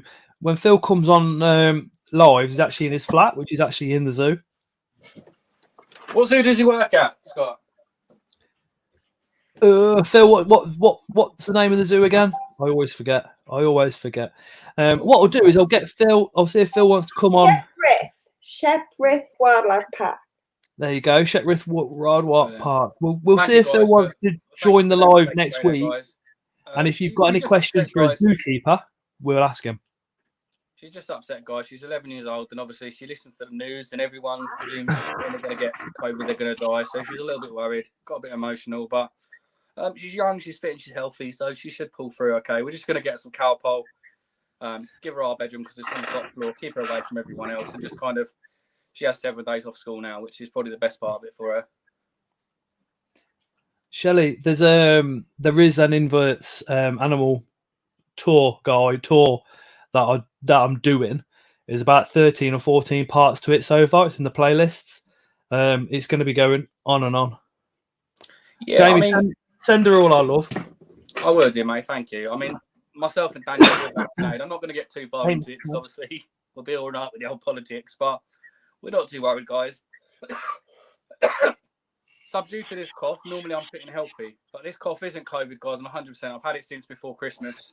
I had a chest infection. I pretty much do what Scott does and smoke too much, and it just kind of caught back up on me. I've been vaping for 6 months now. Yeah, let's do some lovely flavours in that, mate. I mean, awesome flavours. I'll see if I can show you this guy, this little lady here. She's a normal ball python. She's a female. She is in shed, so I won't handle her. Just because again, guys, I know many people do on TikTok and YouTube and other places. Everybody's got their own way of doing things. I like to give my animals kind of the respect I would expect if I was this snake. And I know if I was in shed, I'd pretty much want to be left alone, just to kind of do my business. So you can see there, she's a little bit darker, a little bit cloudy. Her skin is not very shiny. Her eyes are slightly starting to blue. And she just wants to be left alone. She's sitting on her heat source. So this particular python here has a underneath heat source. She's got a very thick layer of substrate at the back there. So you can see here, that's around about an inch. At the back, it goes up a little bit more. I tape my mats down, and the purpose of why I tape my heat mats down is so the snake can't crawl underneath and burn themselves. And talking about burns, guys, there's something I want to show many of your viewers, Scott. My viewers will be up to date with it. But I did rescue some snakes, and I do rescue where I am in a position to do so. Of course, I do love the animals. Me. I'm very fortunate enough to be able to afford many animals. The last one we got asked to find a home. It went straight to Ellie's. So these guys are in a tub. For anybody that's wondering why they're in a tub and stuff like that, guys, you're just about to see. So please don't hate on me just yet. These 3 are rescues, and they're purposely out of the viv for 2 reasons. One, quarantine, because I'm introducing new reptiles to my reptile room. So I keep them away from the vivariums and away from other snakes. So you see there, they were pushed to the back. There's no surrounded snakes near them. My other snakes are 3 meters away, so they're not in the immediate vicinity. And then you'll see here, again, this again comes down to Exotics Ram. the old owners realistically not having the correct knowledge to keep snakes. That's pretty much what it comes down to here. If you are squeamish, guys, and you don't want to see a snake that maybe look uncomfortable, I can assure you she's not uncomfortable. That's exactly what KGG just put in the chat. Trigger warning, look away if squeamish. One of the burns does look a little bit bad. I mean, we're all animal lovers here, and we obviously all know that I'm trying to do the best by the snake. So this particular snake here is the better one of the 2. So I've actually rescued 3. Let me try and just adjust this, guys. Sorry, I don't normally do this. I'm going to come, hopefully Scott will welcome me back after this, and we'll do this again. But you see a lot of the white markings on the snake. They're all old scale damage. That's burns. Majority of them are burns. So this particular burn here on the back, I treated, and I treated another burn somewhere along here. The other ones are existing burns. So she'd been burnt a good few times before the owner actually surrendered her to me, which is a shame, a real shame. You know, she's a lovely snake, very calm and placid. She's just come out of shed. So Jamie, was it surrendered, or did you just go, I'm taking the snake? So how it happened, obviously I've got a good following on TikTok, which I'm very proud of. And again, you know, without the people supporting me, that wouldn't happen. So it's the people that make the home zoo, not myself. I'm just a guy that's got a big collection at home, sitting there kind of bored. You guys allow me to come on and interact with me on TikTok and now YouTube, you know, with Scott. And that really is what the home zoo is about. I'm just Jamie with lots of animals. You guys are the home zoo. That's how I look at it. But this particular snake, the owner said to me, I've got 2 snakes. I don't really want them anymore. Do you want to take them on? And I thought, well, I've got the space. He said, they come with vivs, they come with everything. I'm thinking, happy days.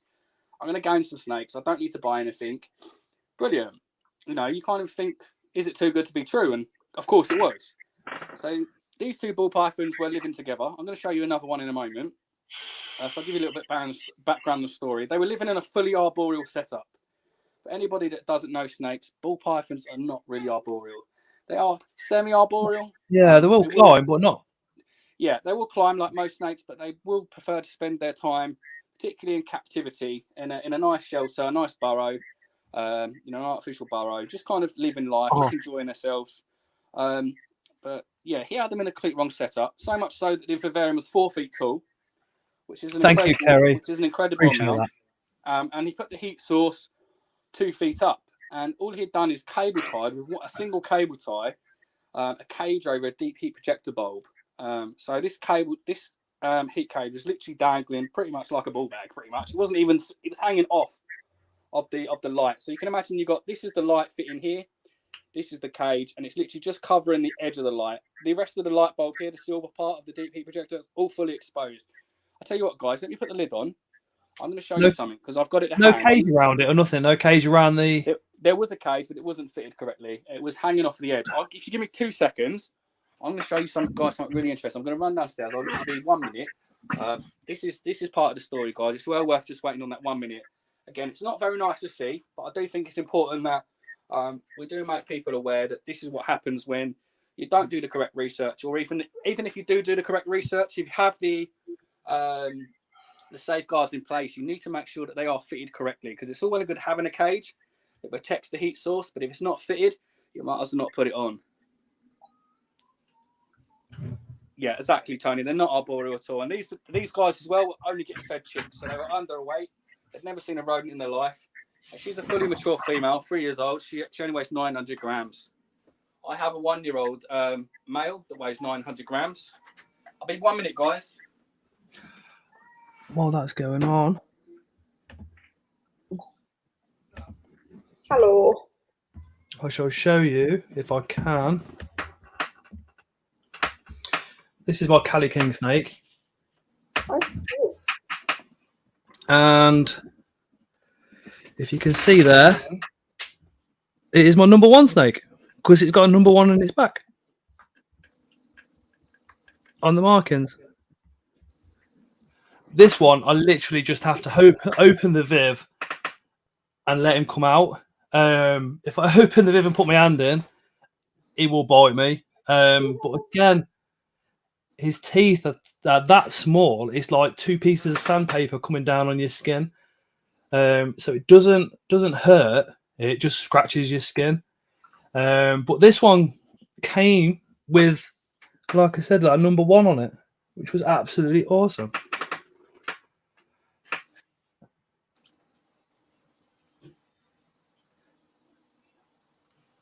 Somebody's saying it's not okay to breathe. It's just that's just Tony. It's Tony and me. We have a right little laugh on Facebook all over the place. So Tony is just basically just winding you up, mate. I wouldn't worry about it. I'm back, Scott. I've got something cool to show you guys. It's not cool, but it is awareness, guys. So, hold on. I'll put a brick on here because she's an escape artist. But basically, this is the bulb in question. This here is one of these snakes. So I've got 2 snakes in here, 1 and 1 down below. The deep heat projector was sitting like this. The cage was cable tied around this area here. So all of this here was exposed. So the snake that we just see, I suspect this particular piece here is her skin and blood. This here is from the other snake. And you'll see in a moment is a much, much deeper burn. Deep heat projector bulb, guys. And like I say, it's all well and good having a cage, but if it's not fitted correctly, you're as good as not having it. So if the other one's got further damage, if you're watching this and you're a bit squirmish, if you turn away, Jamie will tell you once the snake's back in and away.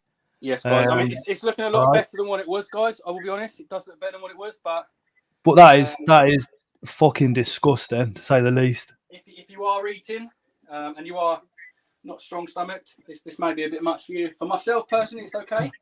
Probably for many people, but guys, it's just a little bit of a warning. It does look a bit jank. I've not treated it since this morning. So this lady here has been treated every day. The reason why she's on this kitchen roll and that little stain there is just iodine. So hello, you. So she's a beautiful, beautiful snake, very placid. And this is where I say this as she bites me, no doubt. But she's allowed me to do all of her care, which I'm really, really pleased with. I really want to show you guys. So it's still an open wound. Oh my God. It actually goes all the way through, guys. So that's just one side. There is another side as well. So just got to be careful because obviously I am pulling it around. I don't have gloves on. So this is all wound as well here, guys. And bear in mind, this was a month ago now. I've had these almost a month. This is how it looks after a month. So you can imagine when I first got these snakes, just what that looked like. Look how deep that is. Do you reckon it's going to be able to shed okay? It just shed, literally. Oh, good. I did make a homemade humidifier, but you can see there, it's still an open wound, guys. Has it pooed and everything all right? It is pooing, and it bloody stinks. Good. But it's wee. The one thing that's concerning me that I might have to get some vet attention with is it doesn't seem to be having any hard wee. All its wee is liquid, and it's not a common practice with snakes. They tend to have a nice white calcium wee. So something I'm going to keep on top of. And it's right near its vent as well, bless it. So look, there's its vent there. It does have a burn on its vent. Like I say, this looks the best it's looked in ages, guys. It was significantly better, but again, this is the reason why these snakes are in a tub. It's just because I can keep it a sterile, clean environment. Yeah. Nothing to rub on. There's no substrate to get into the wound. There's nothing she can damage herself on to make that wound any further. And she's a lovely, lovely snake. Like I say, she let me do all of her treatment, guys. Thank you, Kerry. Really, really appreciate that. And this here is my baby. She was another one. So first of all, the guy said to me, Bad news. What? 2 out of 4 children positive for COVID. Okay, but they need to just go and isolate in their bedrooms, don't they? Give me his Xbox. I've put Zach in. Is it Zachary? Zach. We'll put them both in Lucy's room then, in the bunk beds. Yeah. Yeah. Put an Xbox in there. Sorry, guys. Put an Xbox in there. No, don't worry about it. Family first. God. Ah, It's all kicking off in the Price household, guys. we've got to be so careful because one of our boys has got kidney failure. Oh, that's really nice. Right. They're not classed as an arboreal snake. You are right. So, like all snakes, well, the majority of snakes, they're terrestrial. All snakes will fight, given the opportunity to. This here is a spider morph, so she's acting pretty good at the moment. But I'm pretty sure once I move this away, you're going to see realistically how bad it is. And the story of her, guys, is he said to me, "I've got these 2 snakes." He said, "Look," he didn't say nothing about the injuries. Bear in mind, I didn't see them till I got home. He had them in a box. The box stunk of ammonia, so it was an old box that had been. That probably doesn't surprise the snakes have been kept in for some time. So it didn't smell like a fresh box. Hello, you. So we've called this snake Hope, guys, because I really didn't know what quality of life she was going to have. It was named by my followers. Ellie's just put in the chat, Jamie. Hope your household gets well. Thank Ellie's you very on screen much. with us. It's just mostly my son, guys. My son's got kidney failure. So for that reason, I just like to try and keep him safe. The rest of them are fit and healthy, so they should be all right. Thank you, the exotics round. So this is a Appreciate spider. that, As you Moran. can see, it doesn't act like a normal snake. You can see the behaviour there, the way that the neck sits. She's virtually tied up in a ball. She doesn't look too happy. She's living a good life as best as I can give her.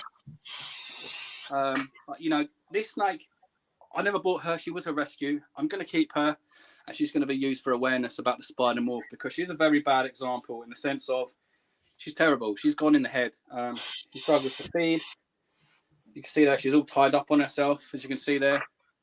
Oh, let me just stop you a second. Erin, Tony has said this is why spiders should not be bred. He's referring to the spider gene in snakes, what Jamie's just explaining about right now. This pattern on this snake is called a spider gene, and what they reckon is it kind of looks a little bit like a spider web, which I can kind of see. But Erin's also got a channel. It's Erin, the boy who has autism. Yeah, that's so. The boy with autism, my son, he's now just tested positive as well, which is a little bit strange because they actually go to 2 different schools. So kind of unusual. So he goes to a special needs school because his autism was quite severe. My daughter goes to a normal mainstream school. But as you can see, guys, this snake here, look, if I hang her upside down, she doesn't move. No snake, no normal snake would accept that behaviour. They wouldn't want to be upside down, certainly. And they wouldn't be all tied up. Like you've seen my other snakes this evening, guys. They don't behave in the same way as her. And this is the reason why I disagree with the spider morph. It's not fair on the snake. She does require a lot of additional care. And that includes things like feeding. Her environment needs to be more thought about because she slams her head. She spends a lot of time upside down. She slams her head on the ground. She often bruises her eyes because she slams down sideways. So when I put her in enclosure, guys, her enclosure is going to look very different. So she is past the quarantine now. So this week, I'm ordering her Viv. Hopefully, if it comes here this week, she'll get in it. And you guys, hopefully, you'll see that this week. If not, definitely by next week. What I look for in quarantine, guys, is just parasites. Emma Hardy's just said, I really hope the kids are okay and you all stay safe, especially in all seriousness. Thank you, guys. I'm pretty sure we'll be okay, guys. But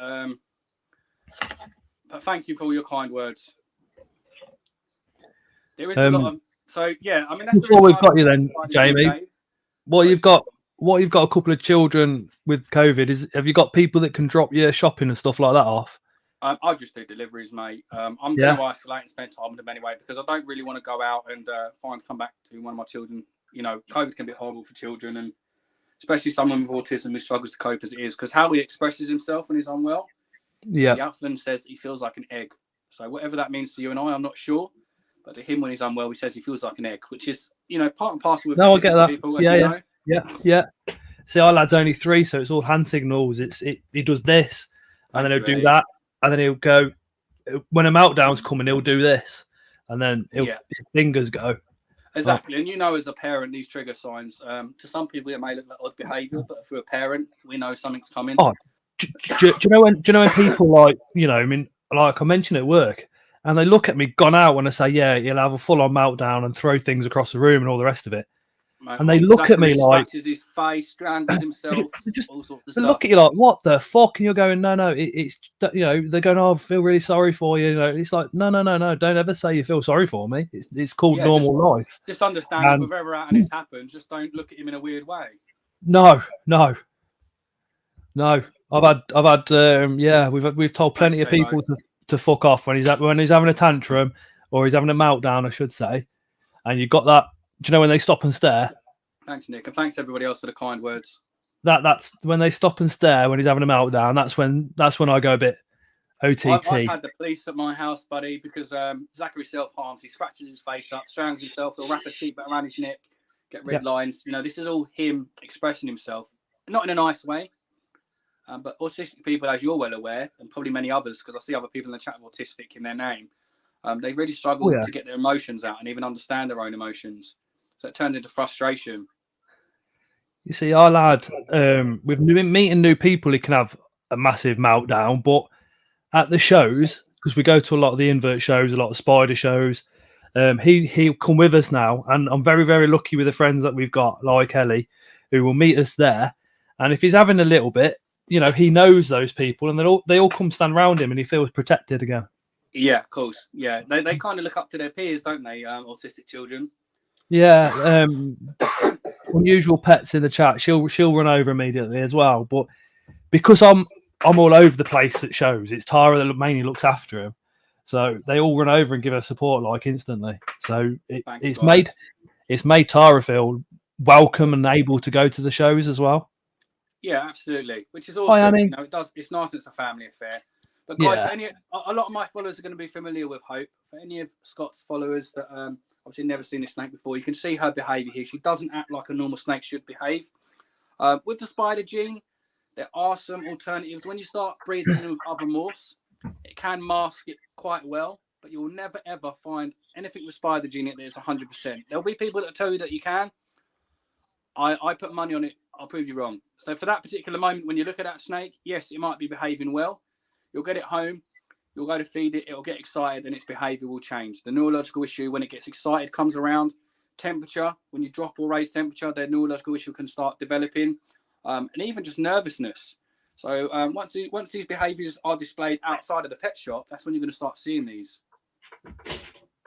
She does feed on her own. However, she does require lots of assistance. So I have to really, really heat up the rat with a hairdryer. She does strike it always very bad. She strikes it very loosely on the stomach area. If it was a live animal, there is no chance she would be killing it. Obviously, I feed frozen food. But if it was alive, she's going to put herself in danger. She just nips the side of the rat. Without speaking to you about the spider gene, I would look at that snake and think that's going to be dead in the next couple of weeks. Exactly. Yeah, because exactly that. The behaviour, it doesn't represent the normal behaviour of a snake. And like I say, there is other people, people in the chat, Nick and Dave, they have a spider gene as well. Again, theirs aren't as bad as Hope's, but it does still express neurological conditions. I've got Armani up the top, which I showed you guys a little bit later. If I go and get Armani, guys, I'll put him next to her and you'll see the difference. They both contain spider gene. This is a full spider. Let me just, my other half is Tara's Army. She's just come into the chat. Got to give her a shout out. Like I said, if it weren't for her, we wouldn't have what we've got. And when it comes to the 3 kids, because I work a lot, and I'm a mobile engineer, so I'm driving 3.5 ton of van. If the kids kick off at night time, anything goes on with Leo, that's one with autism. She deals with it amazingly. Like massive respect to you there, Tara. You'll do it because you're a parent, but even more, you should be notified that you're a fantastic parent. You're going above and beyond. And Anton's called her the enemy, right? So the story behind that is I call her the enemy because when we were having our little one, in the middle of the first lockdown, we had the baby. We had the baby, which is Noah, who's not so much a baby now.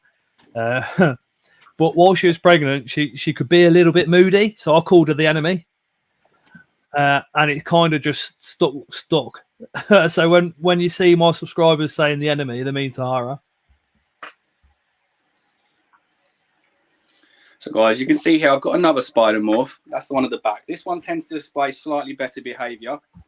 But like I said earlier, when he gets excited or nervous, that's when his head wobble shows, and you see him a little bit earlier. who was going up his enclosure, folding back on himself. So he still has neurological issues, but he doesn't display anywhere near as much as what she does. And that's why I strongly still believe, even though I keep 2 of these animals, that spider morph, we should be spreading awareness that, that it's not needed. There is other alternatives. If you look at something called a leopard pinstripe, it's a very, very similar pattern, but has none of the neurological issues.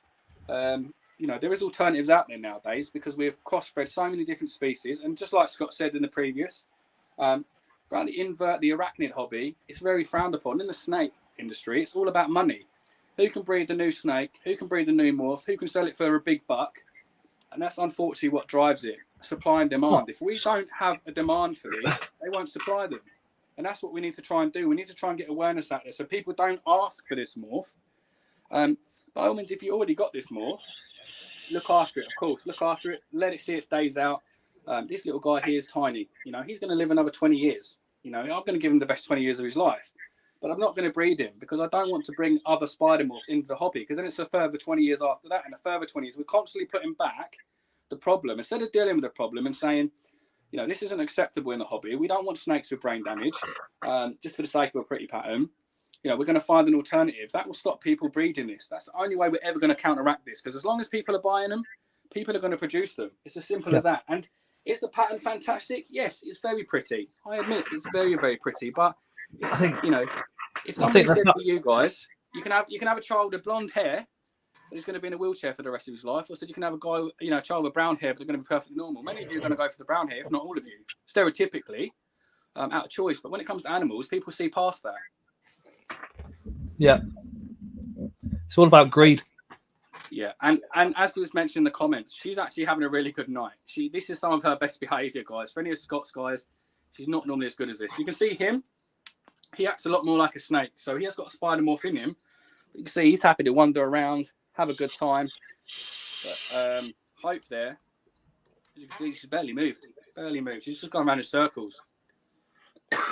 So many people relating to the autism chat in the comments as well. Much love to you guys. Absolutely, guys. It's like Durjan says, autism is normal, but you don't see many normal people keeping spiders. That's true. I think autism it is normal, but you don't see many normal people being normal. Do you know what I mean? Yeah, no, I know what you mean. I know exactly what you mean. They look past it. It tends to be stereotypically the people with snakes a few years ago was like the punk rocker people, the people listen to rock music, and they had the big stretch ears and stuff. I like to think of myself as quite an average looking chap. I used to have the stretchy ears. Yeah, I don't have the stretchy ears. I don't have lots of tattoos and stuff, and I still enjoy snakes. And they just have that stigma of appearance alongside certain people that isn't right. There's a lot of outdated reptile knowledge out there in terms of stereotypically who keeps these reptiles and animals and the practices about it. There's some people out there still on really, really, really rubbish setups. They're quite happy to have the old Brian Barzak sterile containers, which is fine in a situation like this where you're quarantining an animal, you're treating an animal. But there is guys in America that will keep their snake 20 years in a container like this. Imagine this, guys. That is your life for 20 years. And again, this is another thing we need to change on the hobby. If you're going to have a rack system, it does work, but you should retire the snake much earlier than some people do. Just like dog breeding and horse breeding. A lot of time they get a couple of litters and then they retire the dog. Snakes should be the same, but unfortunately, these guys are just becoming cash cows, and it's really not nice. Particularly ball pythons. So let me put Armani away, guys, and I'll show you a few more things, because I still have lots more goodies if people are interested. I don't know. I think everybody's got bored. Nobody's bored. It's just a wind-up comment. If they are bored, they can do a disappearing act, but I'm not bored, so you can carry on. I can get some spiders out for your guys, because I know they're going to be interested in what spiders I keep. Ellie always tells me off. So, good night, Hope. And guys, you might see that when I speak to my animals on my lives, and Scott's lives, Anton's just said he uses racks. They're not a rack system as you'd think. I have a rack. I would say they're racks because they're stacked on top of each other. Yeah. But they have a lot of room, and they're set up really, really nicely. I'm not against racks. It's not like come across like that. I'm not against it's not racks. a draw rack. They're arboreal, and it's really set out really nicely. If he ever allows me to put pictures up, you'll see what I mean. There is goodness for racks, I admit. It allows the animals to be affordable to many people because we can get a lot more animals in the same amount of space. In terms of heat control, it's going to reduce the electricity bill. So there is lots of flaws to get. But like I say, I believe that a snake should be retired after a certain amount of litters in a rack. They should be able to, it's almost like, it's very frowned upon with chickens. You know, we all make a big scream and shout that chickens are stuck in a cage and they're breeding eggs and, you know, they're low value eggs and we should be going free range. Everybody's happy to do that with chicken. But nobody's screaming and shouting about it when it comes to reptiles. You know, you're allowed to have a gecko in a little pot, a snake in a box. And it's all very acceptable. And, you know, I'm guilty, you know, guys. So don't think, look, I have I am guilty myself. However, we should still create awareness. I've got a very small rack, but some people will have. We were talking about this. It's how far the hobby's come in the last 30 years is mental. Last week, Dave, he's massive into his spiders. He's got something like 40,000 subscribers on YouTube, and he knows his stuff really, really well. And he was saying back 30 years ago, he said the way they used to keep snakes, reptiles, spiders, everything has completely changed. If you look at Home Alone, the original Home Alone film, you'll see a spider being kept on aquarium tank stones. Yes, when he got knocked out of the cage. Yep. Yeah, I know what you're talking about. So here is one of my spiders. Dave's a gem, says Sir William. He certainly was, isn't he? It's in a 9-litre tub. I'll just remove it slowly because I don't want to flick hairs. So she is handleable, but I'm not going to do that tonight. There's no reason to. You know, a lot of your viewers, well, pretty much all of them are very well educated, I imagine. I know my viewers are. They've seen me handle her, but I will give you a close up with the iPad. She does need a bit of water, I can see there, but that's fine. But she is a zebra leg, guy. She's female. She's very, very gentle and placid, which is quite unusual because they have days when they're a bit of a pain in the backside, and other times when they're really nice and kind like her. And I've got a vermiculite. It's quite a wet mix. This particular species does like quite a wetter soil. It's not soaked, but it's quite damp. They could do with a dry end as well, as, to be honest. Yeah, she did have that until she digs it up. Until she dug it up, yeah. Yeah, so she had a dry end, then she digs it up. So this is all her. That's the Aphnopalma simony. But of course, she also does have access. She has dry access on top of her corkwood as well, guys, if she wants it. But she loves digging. All of these holes here, this was a completely level ground. So I might make her jump when I move this because I know she's got a few webs surrounding this. Cork bark shelter. Tell you what, if you've got quite a few tarantulas, a piece of cork bark for a hide is absolutely perfect. So that stress on her bum was how I got her hide. A tarantula don't care what its hide looks like. Yeah, it cares that it feels safe. That's all it cares about. And at the end of the day, I'd rather have a piece of cork bark like Jamie's got there than a piece of plastic, because it's going to know the difference. It's going to feel more at home and more relaxed. I can assure you that. They don't care whether it's Nike, they don't care whether it's Lonsdale. They're really not interested. As long as they got, like Scott said, a nice dark place to go. She's dug it out. And like I say, guys, all of this work in here is hers. I don't disturb it. She's got webbing down in places. I moved her water bowl closer because, as you can imagine, all this area here, like I say, she was dry here. I had a humidity vermiculite pile here. This area was dry. But yeah, all this wet work is her. She does have heat on the back of the rack. So all of my racks are heated with a thermostat. But she doesn't get much humidity. The ventilation seems to work very well on this particular box. The white pieces are part of the soil or vermiculite. They're vermiculite crabs. So all of these are sort of goldy white pieces of vermiculite. And that just helps retain the moisture because this species does need quite a moist side. Again, you know, mine is particularly wet. I admit that. But she is a destructive spider. Sorry. I'm going to Tesco's. Okay. I'm going to go and kit them out. Okay. And I'm going to get Dettol. Okay. Off you go then. I'll phone you. I'm going Tesco's. Yeah, she's trying to sound posh. She really means Go legit. Tesco's. Honestly, guys, we're not snobby people, believe me. No, we ain't. I really rate cork bark. You'll see me use it with a lot of my animals. My monitor there, she's got cork bark as well. I'll take the baby. Yeah, no worries. I'd say 95% of my enclosures have got cork bark in. I like to try and keep kind of natural materials. It's just personal. There's no real benefit. It's just personal what I like. But it's worked very well for me. I might try and get out the European eyed lizard if he wants it. If he don't want it, I'll have to leave him in there. Like, yeah, I love the European, man. I commented on yours. When I see it, I thought, when did you get that? Because that's on my to get list. To be honest with you, one of them. I was very lucky. This here is a rescue tarantula. I say rescue, but it wasn't really a rescue. It was a surrender.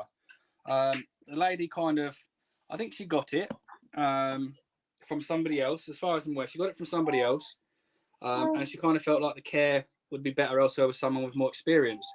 So it's a very well-known tarantula. Lots of you guys will know the species. And if you don't, it's a Chilean rosehair. So she's a big female. Very friendly. She's only ever flicked me once, and she'd done a very, very light flick. She basically rubbed the hair off her abdomen and just left it on my my hand. That's all she done.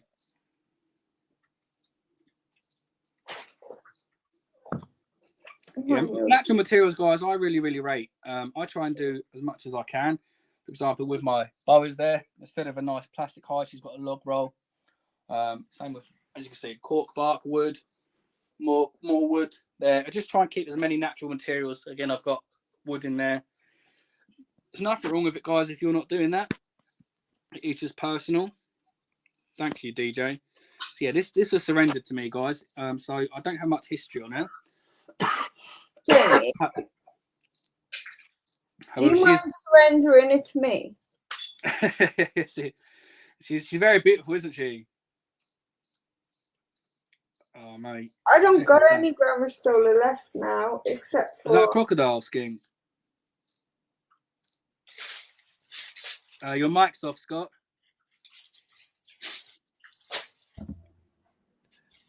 Dwarf sungazer. Oh, brilliant. I can't see very well because your screen's very, very small on mine. Hold on, let me just... Swap it Gramastola rose, eh? Yeah, I don't got one anymore. Oh, check out that. That's awesome. It's my mini dragon. Yeah, that's quality. It's almost like half crocodile, half plated lizard, half armadillo. The European eyed weren't having it, so I've left him alone. Wanted a day off. Yeah, I don't.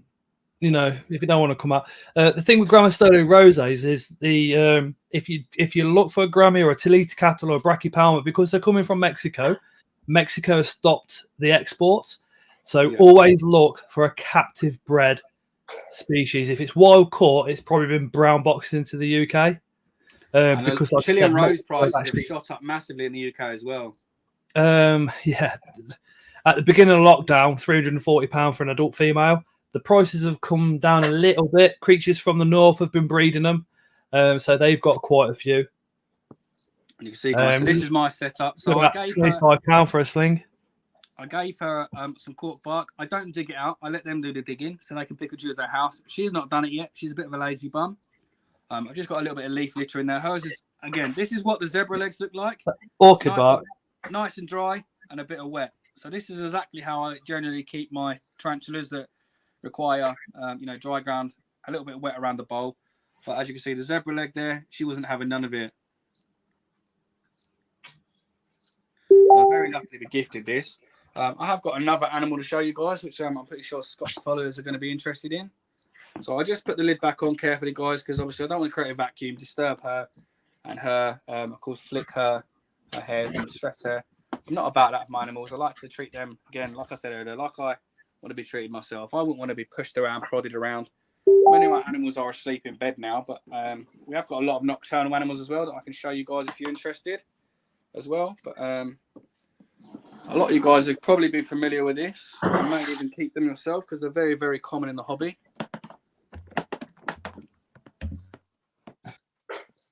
This is a little Asian forest scorpion. I've actually got 6 of those.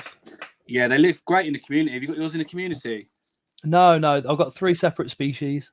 male and female. So I've just done a care video on them actually. On breeding mine. So I used to I keep have- them communal, and then I broke them up. I have the Samani, the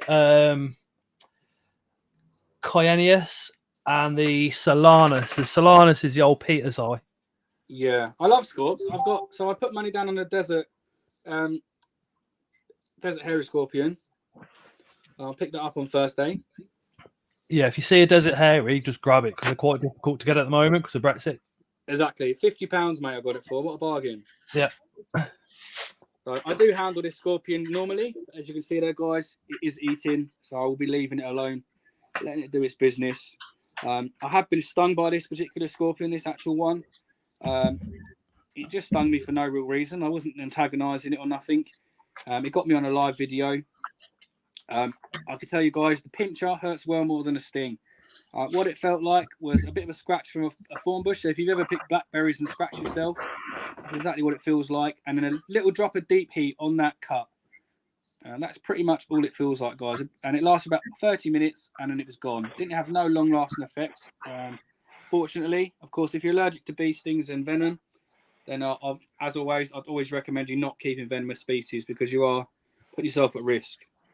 So William Wallace, I'm breeding, currently pairing up 3 different species. So keep your eye out on my channel. Once I get some babies, we'll sort you out. This is Jamie. I don't know if you can see, but if I just stick it back on your screen, mate, and we'll have a look if you like. You see this one? Yeah. Hold on. That's my Asian forest settle for the Solanus, which is the old Peter side. I don't know how much you'll see in there. In fact, I don't know if I'm going to be able to lift you up there because of the wires. But can you just about see in there? Oh, that's nice. It goes up high. It's all fully bioactive in there. That's awesome. I mean, I'd love that. I've got springtails in here. Oh, has anybody else lost Scott, or was it just myself? Oh, he's back. Oh, hold on. Am I back? Yeah, you're back, bro. A touch laggy, but you're back. The Ethernet cable come out of the back of the laptop. Scott, I will have to jump off just before 11 though, because I gotta give one of my cats medicine. No worries, Ellie. But guys, I like to keep my you got to do what? Scorpions on lots of One leaf of my litter. cats' medicine is sick. All right, no worries. Bloody hell, I don't think I've got COVID.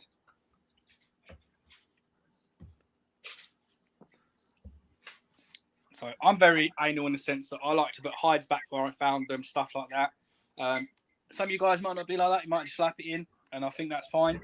Again, some of the stuff I do, guys, is just personal to me. It doesn't mean you're doing anything wrong. It's just habit and stuff like that. There's no real research or any reason why to do it. It's just what I call like good manners. I know that if someone lifted up my house, I'd want it back where I found it. As you can see, it's going back already. So I will show you some of my tarantulas, guys, because I do keep 13 tarantulas. So you've seen the Metallica.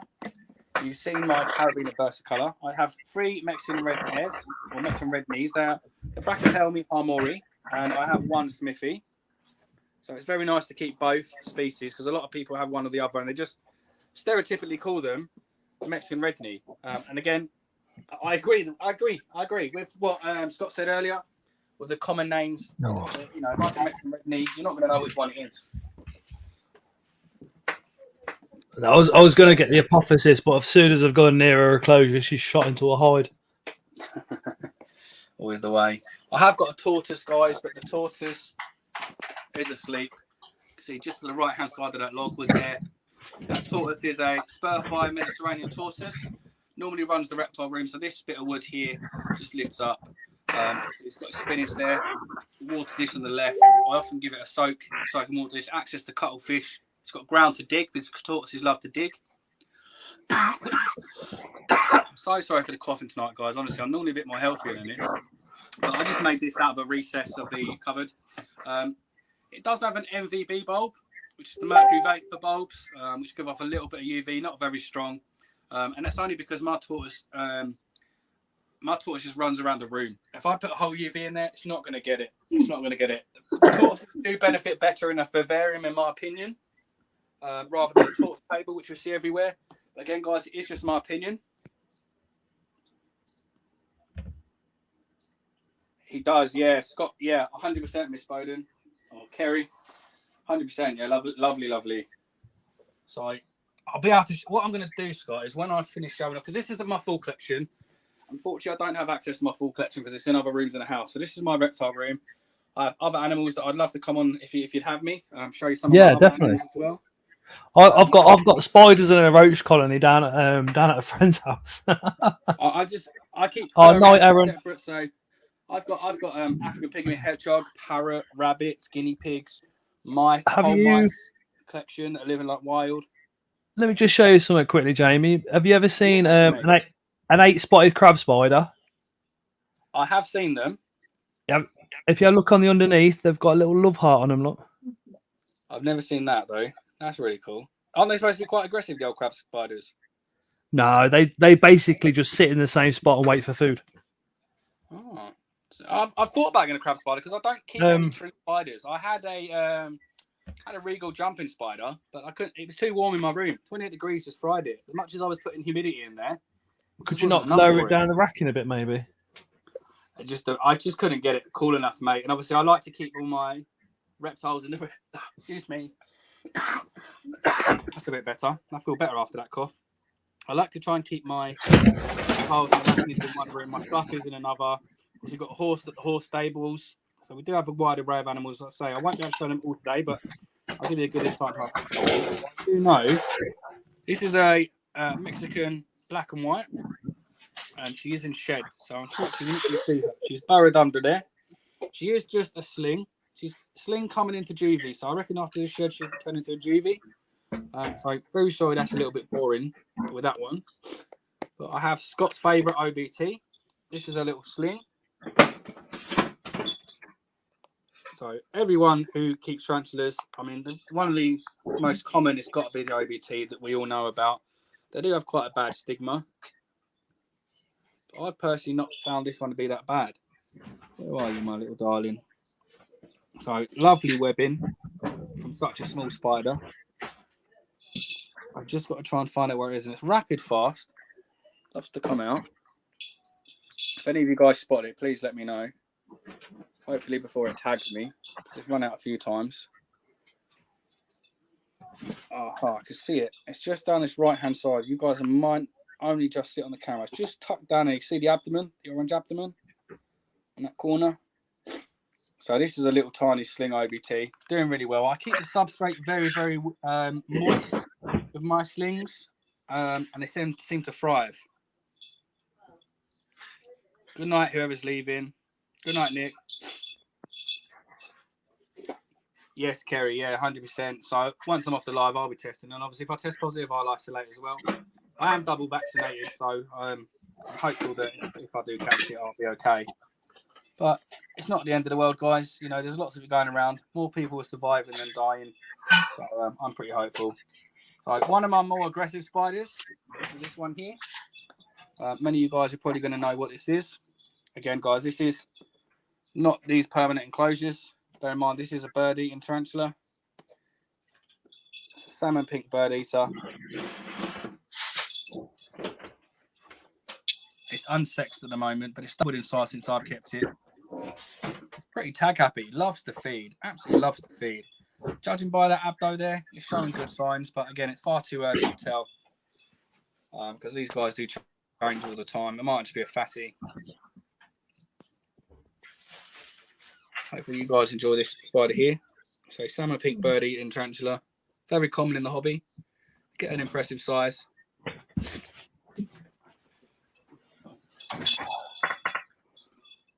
I was just seeing if my pee was out, but it's not. So I can maybe even try and feed this one if you guys want to see me feed it, because this one constantly is packing food away. Do you allow feeding on your channel, Scott? Sorry? Do you allow feeding on your channel? Yeah. No worries. I'll try and give it a food. I'd say this one generally feeds far more regular than my other spiders. Lazadora parabama.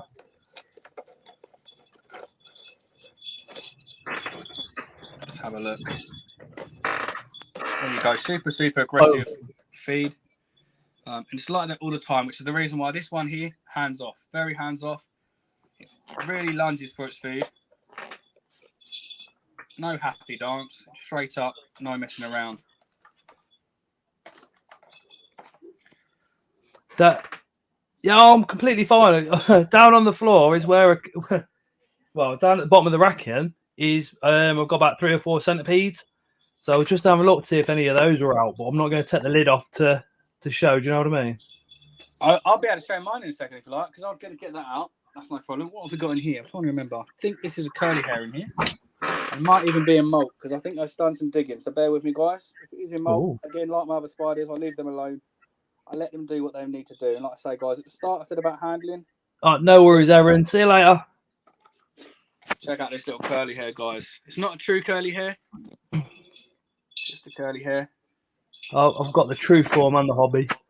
Yeah, this is the hobby form. LPs. I think I've got 5 or 6 LPs. These make fantastic beginner tarantulas. I'd highly recommend if anybody's new to the hobby, which I'm pretty sure most of Scott's followers aren't, or have lots of knowledge on them now, that they could skip past this spider. But these make fantastic beginners. They bury a lot when they're younger. And then they don't let the word beginner put you off keeping a curly hair. They're absolutely awesome and can be ferocious eaters. This one is.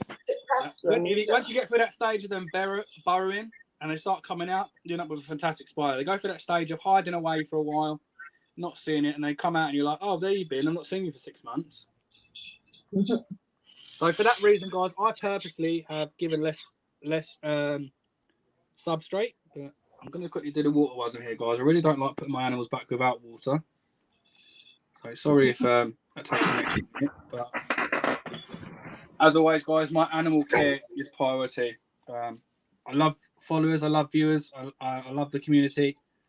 We wouldn't have a community if I didn't have these animals, and I've got to keep these animals the very best that they can be.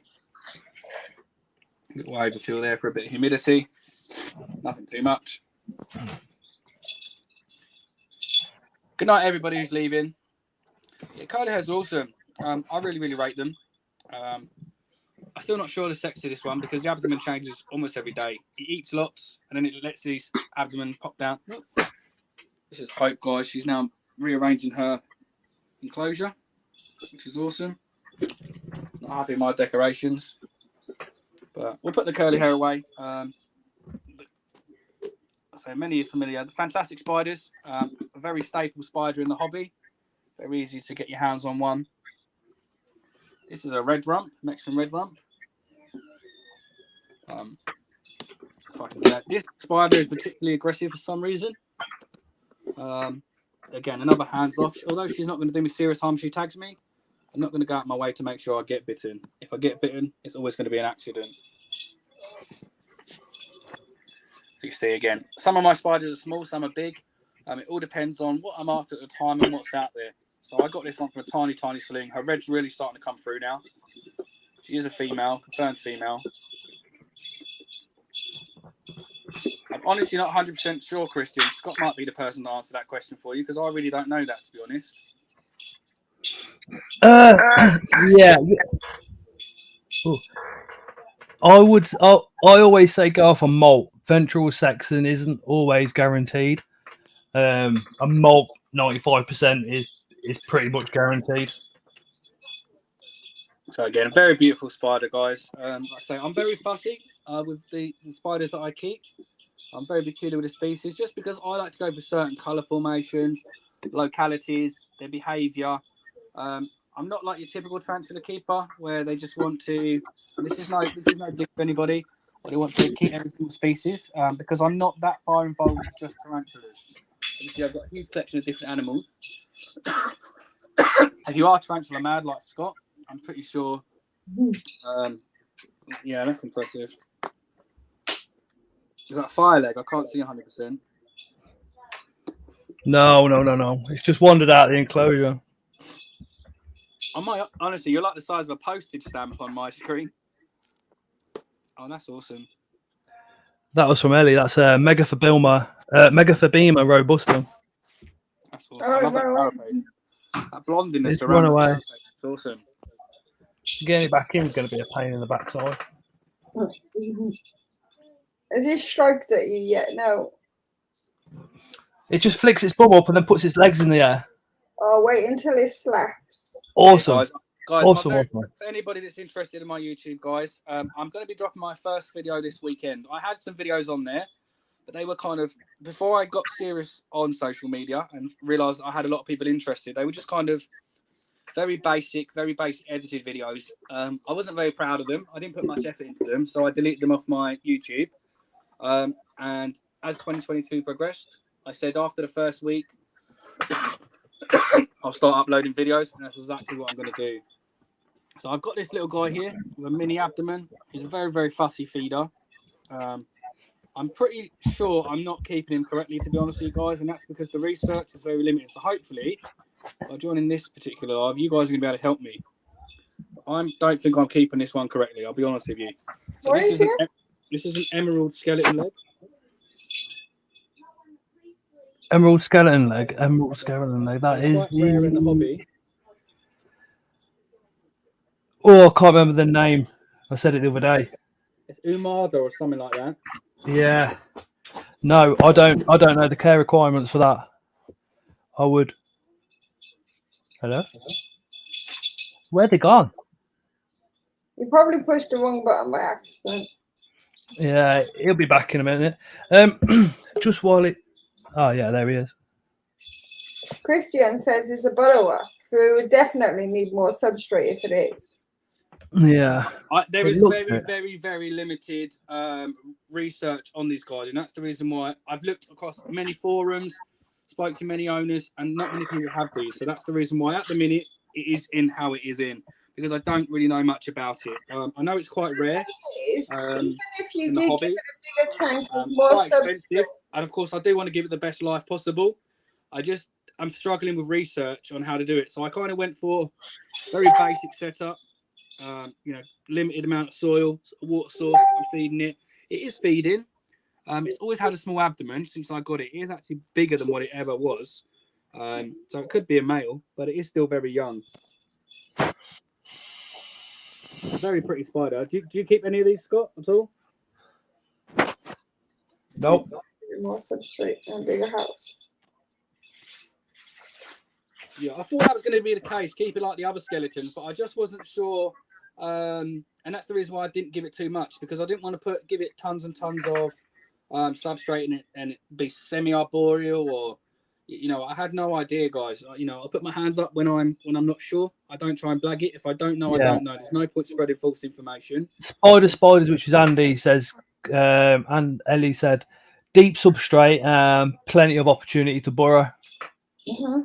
Right, thank you for that. I'll definitely make some changes then. Again, guys, you've helped me on this stream with that, because I'll be changing that tomorrow. I have got facility to do that, so I'll definitely be doing that. Again, because I just, when you look at your animals, guys, and you're just like, it looks not happy. I don't know if any of you guys have ever had that in the past. Yeah, you have to change everything. Other spiders and the way that the behaviour is and their feeding patterns and everything. This spider just doesn't look happy, and that's the reason why I was pretty sure that I'm not keeping it correctly. It's a full burrow. Thank you, guys. Thank you for all the advice. I'll definitely be taking that on board. Once I finish, stop dying. But yeah, guys, this is a pretty rare transfer. I thought that Scott perhaps may keep this because he's got a big collection. Do any of you other guys in the comments keep this species? That's the one. I think spiders keeps the same genus. So generally, if you can't find information about the one species, if you can find information about a species under the same genus, then generally they're kept the same. Yeah, so I looked at the normal skeleton leg, and then I looked at the locality, and they're very different localities, and that's the only reason why I wasn't 100% sure to follow it. So I just went for kind of the very medium setup, kind of 1 inch substrate, water, access to water, a little bit of foliage in there. I mean, it's webbed up nicely, so it probably makes sense to be a burrower, because obviously look at that webbing. There's plenty of it.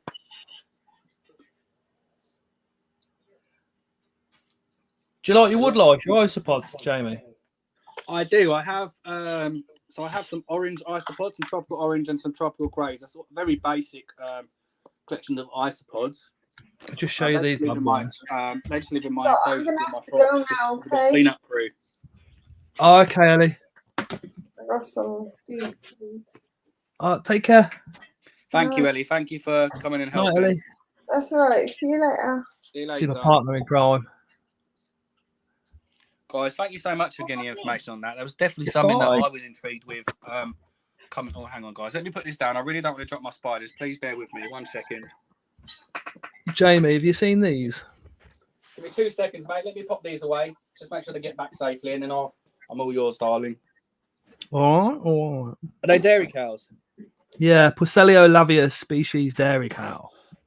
Yeah, they're awesome. Are you breeding them? Yeah, I've got flipping hundreds. Would you like to send me some? I'll obviously give you some money for them because I'd love to put some different colonies in with different semi-bioactive setups. Yeah, no worries. I do like the isopods, and to be honest, they do a bloody good job of cleaning up. Much better than the springtails. These, put 10 in a bucket, within 6 months you'll have hundreds. So easy. So I've got another couple of tarantulas, guys. I'd love to show you. Oh, Phil says he might have panda kings at seas. Panda kings are like one of the most ultimate isopods there is. I mean, I'm colourblind, so in regards to the orange, you can imagine what they look like to me. They look amazing. To you guys, they just kind of look like a Tic Tac, I imagine. So I'm just going to put you back on the stand, guys. I'm really sorry if I make you feel sick when I'm moving the camera around like this. Let me lower this down a little bit.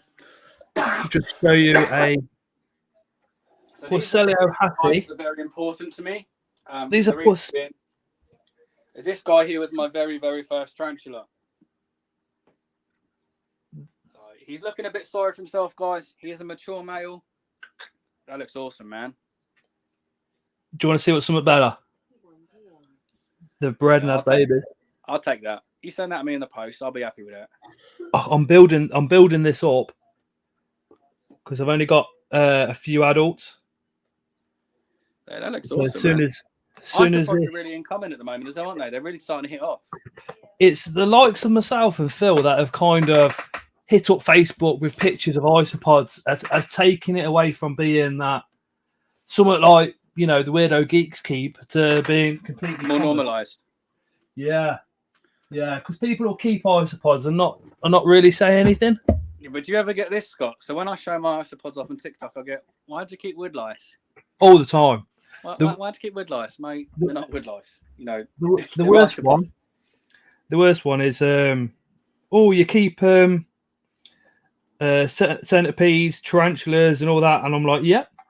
And then they go, but you've also got leeches. I'm like, yeah. Oh, you keep leeches? That's awesome. Yeah. Leech gang on Facebook. How do you care for a leech, if you want me asking? Feed it blood. What's that, through a blood worm or? You can get cow's blood. Generally, just let the leech attach to yourself. Is that what you do? Yep. You're supposed to cleanse your blood as well, isn't it? No, not really.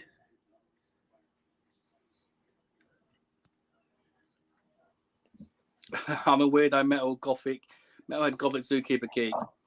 Listen, if the face fits, mate, and you're enjoying yourself and you're happy, that's all that matters. Phil is exactly what he's just said there. He's absolutely awesome. He's at most of the shows. He's at most of the shows with his mum selling lots of like plush toys and stuff like that. But Phil's also single. So if you want his details, any single ladies, if you want a chunky zookeeper, let me know and I'll put you in contact with him. So just as a pre-warning, guys, this here is a mature male. He loves to walk. So if he does start walking out, guys, I will assist with handling. Again, I know some of you are against that, so this is a warning. If you don't like that, obviously please look away. Of course, don't leave the stream. He may sit perfectly fine, but this guy is a bit of a walker because he's a mature male. He's just trying to find himself a girlfriend. He's not looking too well at the moment. He's looking very, very scraggly, a bit bald on the back. I'll give you a little close of him. So this was my very first tarantula. He's called Doris. Originally, he was a female. Sold him as a female. Invert Tinder. Don't forget the fruity beard. Yeah, Phil has got a big beard. So you can see there on there, he's got his tibial hooks. They're sitting nicely under them big legs. His pedipalps are all swollen and loaded. That's the residue of a second sperm web because he's done some pairing before. And I'll just show you his girlfriend, guys. She tends to be a little bit more of a maniac. But, does everybody know how sperm induction in male tarantulas is actually done? How the sperm gets to the pedipalps with the use of a sperm web? I do, but if you want to explain to everybody else, that'd be awesome. I actually caught my avic mid. Well, we call them wank blankets in the spider world. That's exactly what happens on it. Get underneath, roll in it, and then come back out. Literally, the male would produce a sperm web that looks similar to a hammock, which Jamie's just shown you there, and the male will go underneath that, lie upside down, place the sperm on the underneath of that web. He will then come out, climb on top of that, and then his pedipalps will go round. And at the end of these pedipalps, they've got two little they look like little hooks, but they suck up the sperm into the pedipalps. Little turkey basters. And then the dick fingers, turkey basters, wanky blanky. Yeah. White blankets. So these are exactly. Guys. It's actually called sperm induction, the whole process. Right. So, guys, this is what I mean by sometimes I have to. It's awesome. So you see, I'm going to have to put the camera down a minute, guys, because he's going to continue walking. So bear with me. I'm just going to place him back in his enclosure. So this is what I mean by handling, guys. You know, I'm not a maniac that starts putting all over my head and that. That's not me. That's not how I work. I do care about my tarantulas and all of my animals. Some people, they're just a spider. I know many of you guys, they're not. They're so much more. But to me, he's my friend. You know, he's my first tarantula. He was the first animal in this room, so he's my oldest animal. He's nearly 5 years old, this tarantula. That's how long I've had him for.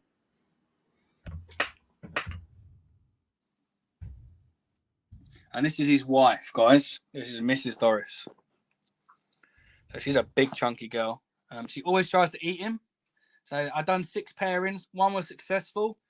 And this lady thought, I ain't having that. And she molted it all off. Which was, I wasn't very happy about, but it can't be helped. So again, guys, he's just walking around again. This is all this guy does. Been a mature male. He's just looking around to try and find himself a girlfriend. And that's the reason why I handle this one, guys, because often when I open the enclosure, he just walks around, and it's just obviously about keeping him safe. The only other way to keep him safe is keeping a lid on, but then you can't see nothing, as you can see there. A lot of the time in the wild as well, when you see, well, when the documentary shows you a tarantula that's out and about, 9 times out of 10, that's actually a male. Like Jamie said, looking for a female. They're estimated to walk up to 9 miles to look for a mate. This species from the research that I've done.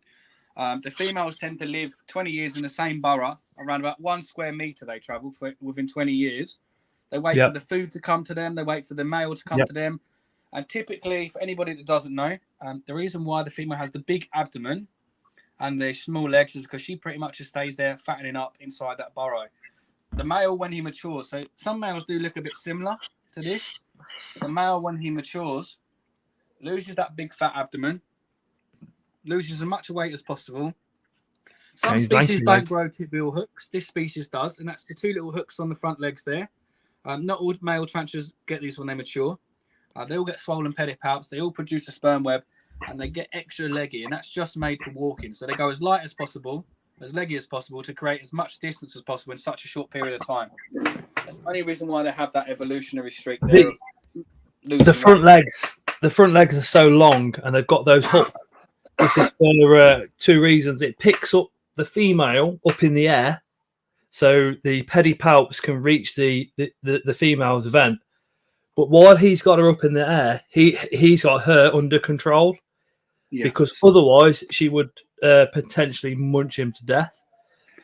And how it enables him to do is, as he backs away with those legs, is he can put her down and she's away from his body. And as soon as she's down, he can then do a 100-mile-an-hour run. If anybody's wanting to watch me pair these, I will Look be again. pairing on Thursday on TikTok, guys. So if any of the Scots followers want to watch that live on TikTok on Thursday, I'll be hoping to pair these guys for the 7th time. I've tried 6 times before. 1 time was successful. 5 times failed. I had to intervene.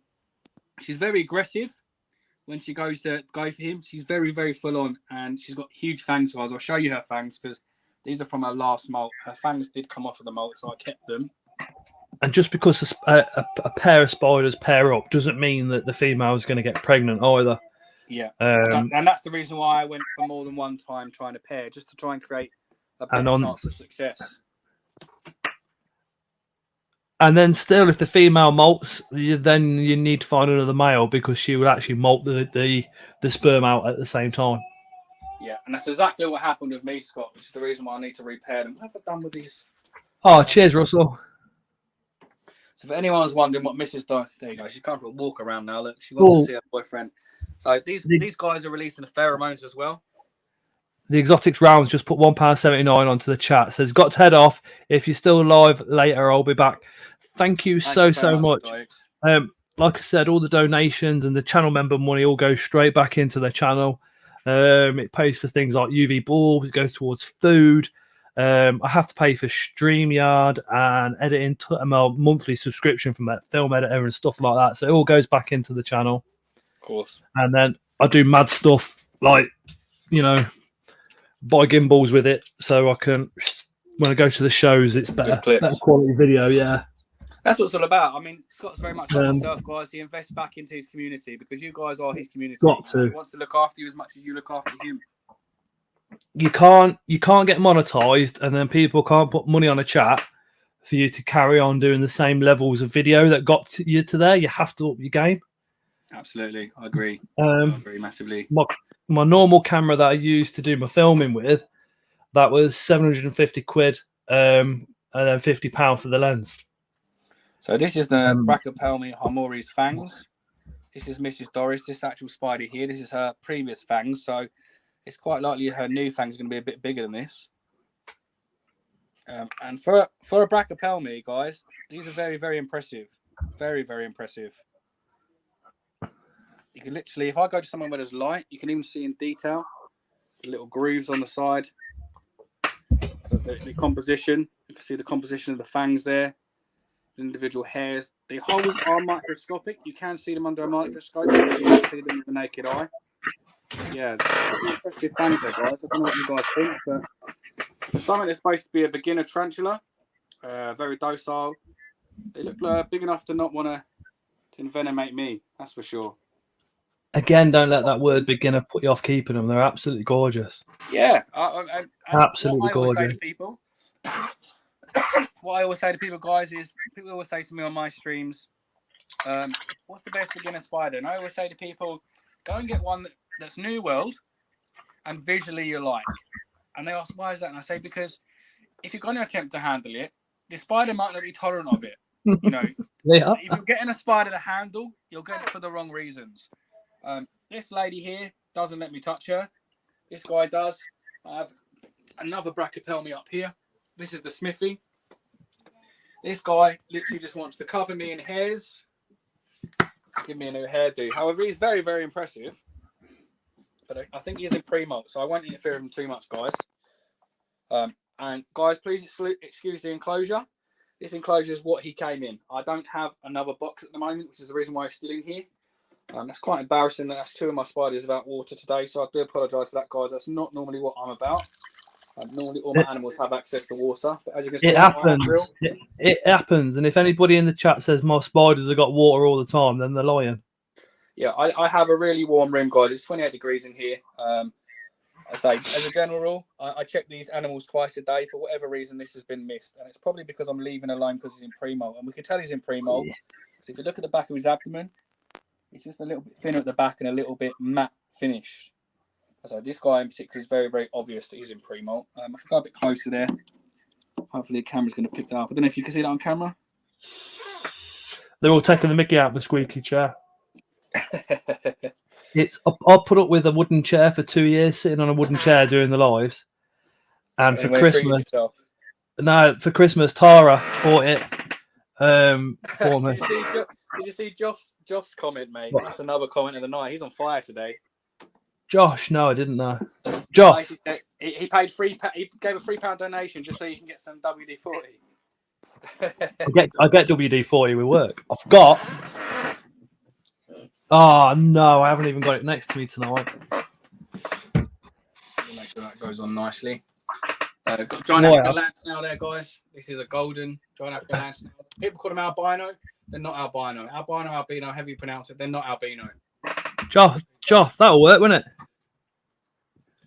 If it doesn't stop the squeaking, it'll work for someone else. I actually use it for. I've got a colony of ants. That goes around. I want to do. I would love to have some leaf cutters, literally pinned on that wall. I'd love to have them come under the window so they get some natural light. I have the nice fungi station up here. Shelley's put rolling faces, laughing. I think she went. Ooh. With the well, strange you should say that. You've got Ant Boy UK, you've got Ants England. There's a couple of ant suppliers. Ants Davy. Yeah, I literally just wanted to get some leafies, start up a fungi colony. Obviously, I've looked into it. I understand how it works. No, the leaves aren't the food the fungi is. Yeah, they're suppliers. Perfect. What's interesting with leaf cutters though is the fungus has to be brought with the queen ant. Otherwise, if the queen doesn't bring the fungus, you won't get it to grow. Oh, really? Yeah, it has to come. Yeah, it has to come with its own little portion of fungus. I didn't know that, so that's something I'll definitely bear in mind. So here's something you might be more familiar with. A little millipede, guys. Yeah, Ryan over at Antscapes, he's got an amazing YouTube channel. He's just had a baby, so he's doing a 24/7 live on his communal ant colony at the moment. That's pretty awesome. Oh, no way. Incredible inverts and other animals at work. His queen's passed away at the leaf cutter colony. So does that mean the rest of the colony will die out now? Or do you have to try and clean out the or can they get taken over by a new queen? Unless there's another queen, then yeah.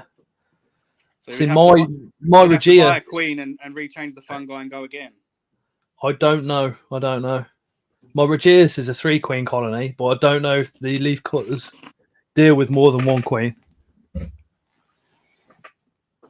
So yeah, that's a millipede, guys. Very, very basic, very underrated in the hobby. I think these are great with children because, especially for people who don't like snakes as well, you're going to get something snake-like, but something that's really going to do you no harm and virtually take up no space. For anyone that doesn't realise, that's the size of its enclosure. It's happy with that. Soil, they love to go underneath damp soil. Bit of vegetation to eat, a bit of dead wood. So I've got a bit of wood in there. Yeah, they love to eat a bit of wood. I am going to whinge it, Jamie. Go on. The substrate wants to be deeper than that. It was deeper than this, but it got stagnant. So I was using potting soil. Yeah. And it got stagnant. Obviously, once the vegetation went into it and didn't rot away properly because I didn't have a proper cleanup crew in here. It was just going stagnant and smelling. So I was getting mold in there and stuff. So just going on to this, but I did put a hide in there to try and support him a little bit better. It's nice and wet under there, as you can see. But yeah, you're actually right. They do love to dig down. They make their tunnels. Phil's just said that leaf cutter colony. That is the end of the colony. That's such a shame. Was about to say that, Scott says, Ross. They are very similar to isopods and springtails, where the substrate it makes up part of their diet as well. So it's rotting hardwood. I use if you go over to Bugs UK, you can buy. I can never say it right, and everybody takes a piss. But the shiitake mushroom block. Yeah. So that's a piece of hardwood. That's shiitake or shiitake, whatever it is. I'll call them shit take. Mushrooms have grown on. They've grown on it, and they've basically broken it all down. And they sell it as a powder form in blocks. And I put a little bit of that in with my isopods, with my springtails.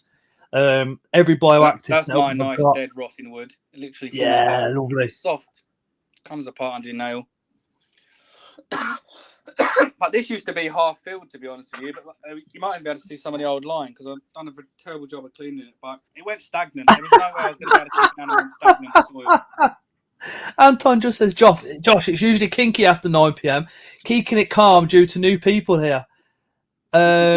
Shelley's gone, Anton, there's no need. The Home Zoo Army aren't angels by any means. The Home Zoo Army and Scott's Inverts Army are going to get on very well. Yeah, no, guys, again, you know, if you give me advice, guys, I'm not taking offense by it. You know, I appreciate all advice. You know, I'm fairly confident in most things I keep. I do know this does need more substrate. I'm fully aware of that, but thank you for also reminding me, because to tell you the truth, had you not said it, I probably would have put it off. I'm not going to lie to you guys. This probably would have stayed like this for another month or two before I got round to it, because I don't spend as much time with a millipede as I do with some of my other animals, I have to be honest, because they just like to be left alone and do their own thing, to be honest with you. Phil says millipedes need substrate as deep as they are long, made up of leaf mulch and rotten whitewood. Yeah, Leah's definitely being good tonight. Yeah, I'd expect yourself or any of the subscribers to pull me up if I've not something's not being kept 100%. Yes. No, and I agree with that, guys. Like I say, I'm not one of those people that gets offended by things like that. You know, you're absolutely right. And like I say, I'm not going to lie to you guys. Had you not time with this evening, I probably would have left it and got away with it as long as possible. You know, I'm an honest guy. What you see is what you get.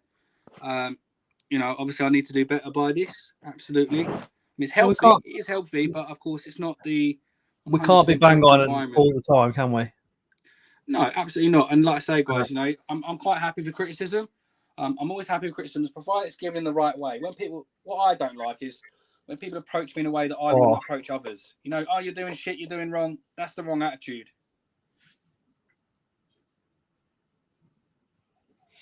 Anton says, Scott, there's only one thing not being kept legit with you, and it's that horrendous haircut. Mate, I'm growing it. It's actually a mohawk. It's for charity. Just say that. It's for charity. I'm growing it because I want it Viking. Like, do you know when the Vikings have the plaits down the red over the top? I'm gonna have that done. So this is the beast, guys. Jamie wishes he was that long, says Emma. I'm not getting involved in that conversation because Emma will end up bullying me all evening. I'll probably go to bed crying. It's the Essex boys. They care more about their makeup than anything else, don't they? Just a warning, guys. The animal that I'm opening the lid to now is highly venomous. Certainly, I wouldn't recommend for beginners. They are very dangerous. Obviously, I've got experience with this animal. This is my third one that I've kept. But guys, if you see it and you think I want to get one, please do your research, because honestly, they're not as innocent as they look. They're the very opposite. They're very fast, very aggressive. They will bite you, and it's going to suck. It's going to suck. There has been a reported death for one of these. A 7-year-old girl got bit in the head and died 29 hours later in the Philippines. But again, you know, there is no information on if she had an underlying health condition, if she was allergic to the venom. Probably. There's no additional information on that. So we still don't know whether it was actually the strength of the venom that killed her or another underlying condition. Jamie? Yes? Do you want another bollocking? Go on. Take the orchid bark out and give it potting compost. Again, as deep as it is long, because it will literally swim through the soil and you'll never see it. That's what it's been doing with the bark, to be honest with you. Yeah. I kept the other two on bark and they shed fine. Oh, Harry says, Scott, what is the most venomous animal you keep? I have a Scolopendria dehani, which is up there. But I would say the Thomothides, a 6-eyed sand spider, or maybe one of the Macrotheli. I want DWA, and I will have DWA in the future. If you want DWA, Scott, I can help you with that, because I just got awarded my DWA in December. Yeah, I want a lot of the scorpions. So you have to have the animal. You have to get the animal first, because the vet has to come out and check your animal and check your setups and everything. No, they won't let you get the animal. You have to get the enclosure. So, but what the you thing have to do is, get the enclosure. Say if you've got a door like this, you have to put a 1 meter board around the door, almost like a stairgate, but solid. Has to be a door with a lock on the outside. You have to have a warning sign on the outside. Anything in your room that's venomous, you have to label. Hence why this bloody tarantula's got venomous labels on it. Yeah. A hog nose, I have to put it on my hog nose. and we basically just have to treat the room like it's idiot-proof. Although you're going to be the only person going in there, Yeah. and people are going to be with you, you have to do like idiot-proof. So it's the people that come round to your house is the local licensing authority, and they're the same people that give the licenses to off-license pubs, fireworks sellers. They know nothing about animals, mate. It's basically the local council. Now, your local council's where the problem lies, because some parts of the UK, it's 90 quid. Other parts of the UK, it's over £1,000 for DWA. In It's Coventry, £275 for me, and an insurance is £900 a year. 360 in Coventry, but here's the issue. We've got three kids and a paranoid missus. So the paranoid missus says, look, I'll let you have all these spiders and everything else, but when you want your DWA, can you keep them outside of the house? So we need to move so I can build an invert shed and have that for the DWA. So that's the long-term plan. So this is just matching on locust, guys. I just dropped the locust. They're pretty elusive eaters. I will bear that in mind, Scott. The thing is, orchid bark, but I've been trying to keep the humidity up because obviously orchid bark does kind of break down over time, doesn't it? Like a soil. I'm going to stick to my guns. Yeah, I'll bear it in mind. Absolutely. I'm not going to make any immediate changes, particularly because I like knowing where this little bugger is, to be honest with you. That's one of the reasons why it's a very, very, very basic setup. I like to be aware of where this is at all times. I do obviously show it off regularly to my followers as well. So for safety aspect for that, very basic setup. And I always tell people on my stream, this is a very, very basic setup. Access to water, a hide, although they're blind, it's got a hide just to make it feel secure. It does burrow underneath the bowl through the bark as well. But obviously they do also, excuse me, as you're aware, they do require quite a lot of moisture to keep so they don't dry out. With the bark and that, just keep an eye out for mycosis on the legs. They don't do well on bark. Okay, well, I may have to make some changes then. If I've been told by two people, you're going to get told off. Or I was expecting half my subs to start whinging. No, listen, it's constructive criticism. That's the way I look at it. We can't. Yeah, this is. We don't all agree on things that say I've justified why I've done it this way. If I put a setup on YouTube of a lizard or a snake, and it was incorrect, I'd expect you to be the first person to message. Yeah, I would. And likewise, I would do it in the same manner as you guys are. Polite, respectful, so people don't feel like you've been attacked. Because I certainly don't. I feel like you guys have been fair. You said, listen, you could do with changing this for this. You're going to give a better life to your animal. So the only thing that worries me is this. If you go onto Facebook when somebody's put a picture, let's take that centipede there. If somebody put a picture of that up and you comment underneath, you're a fucking dickhead. Why are you doing that? You're going to kill your animal, blah, blah, blah. If you go full on draconian, that person is just going to leave the group, tell you to fuck off, block you, and never change a thing. It's the same with snakes, reptiles, mammals, any pet that somebody keeps. If you go in full force nasty, then nothing's going to change. The walls come up. They're not interested. Yeah. They took it as offence rather than constructive criticism. But everybody in this chat seems to be really, really nice anyway, to be completely honest. I thoroughly enjoyed myself this evening. Like I say, I definitely, if you'll have me, I'd love to come back and show you the rest of my collection. Oh, God, yeah. Definitely. This is not even half, guys. I'll be honest with you. This is just a reptile room. I've not even shown you everything this evening. I can show you another couple of snakes that I've not shown you. But yeah, so guys, the reason why I've done this setup, purposely, I appreciate you guys saying it's not 100% right, and that's actually fine. I accept that. But it's purposely because I want to know where this thing is at all times. When I go on live shows and that, I don't want to be digging around for it because these are fast, as you guys are well aware. They're fast, they're aggressive.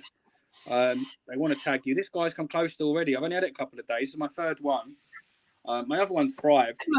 Can I just say, while people are blasting Facebook groups, like I said, I run Invertebrates Worldwide, which has 2K members, but I run a Facebook group alongside the channel, which is Scott's Inverts Army. That is completely non-judgmental. If somebody comes on being nasty, they get blocked immediately. Get blocked. If somebody comes on being bullying any shape, size, or anything, they get completely blocked. if somebody will, let's say if you went onto that group and then somebody messaged you being nasty, then I'd deal with that. Yeah. You know.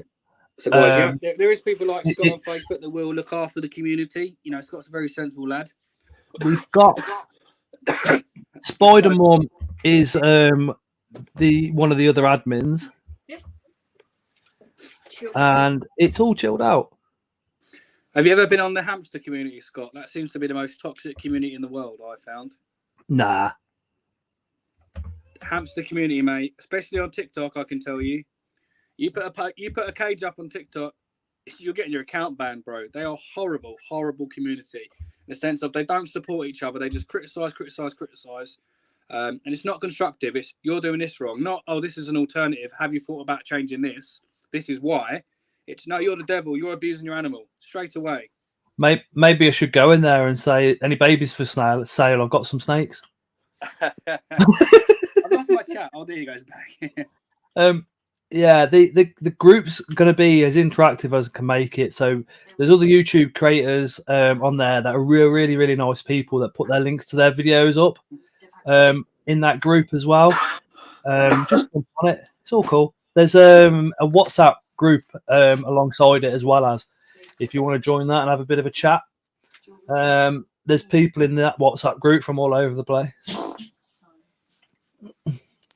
So, guys, if you ever are feeling a little bit like you want to have a bit of fun, please go on the hamster community on Facebook. Please expect to get some abuse. Just go on Google, type small mouse cages, put it on there and just say you've just bought a hamster. This is his cage. You've got a pair in there. If you want to go really bad, tell him you've got a pair of hamsters in there. That'll definitely get your Friday night far less boring. And they go hard. Really hard. You are talking, your phone is going to bling off all night long. 300, 400, 500 messages in about 20 minutes. Hamster community is savage. Phil just said venomous visions do specialist centipede tanks made by Custom Aquaria. Oh, I definitely is that the plastic guys that do the plastic as well? Nah, the glass. The glass they've got a double lid on them as well. They've got like a lid that slides in and then a lid that goes on the top. They're awesome.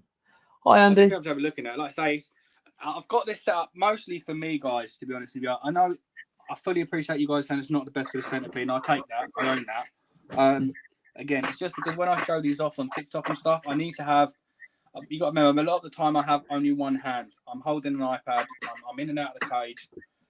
That's pretty much the reason. And I know some of you guys say, well, if that's the case, why have you got it? And you're actually right. I can't answer that. Again, I'm just trying to make it safe for me to deal with this animal, which is the reason why I house it like this. There has been a reported death, Anton, of one of these. So there's been a reported death against a 7-year-old girl. Again, generally the bite from one of those is generally just painful. One of our friends, he got bit, and he did say it's pain for around 2 weeks. But he got a slightly allergic reaction, so he come out in blotches all over his body, but then had difficulty breathing.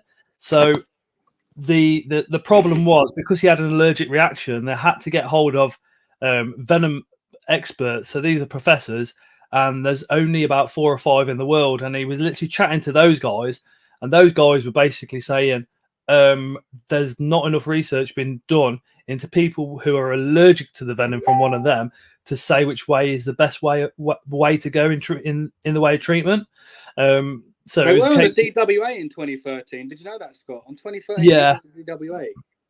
It's crazy because 6-eyed sand spiders, they're not DWA.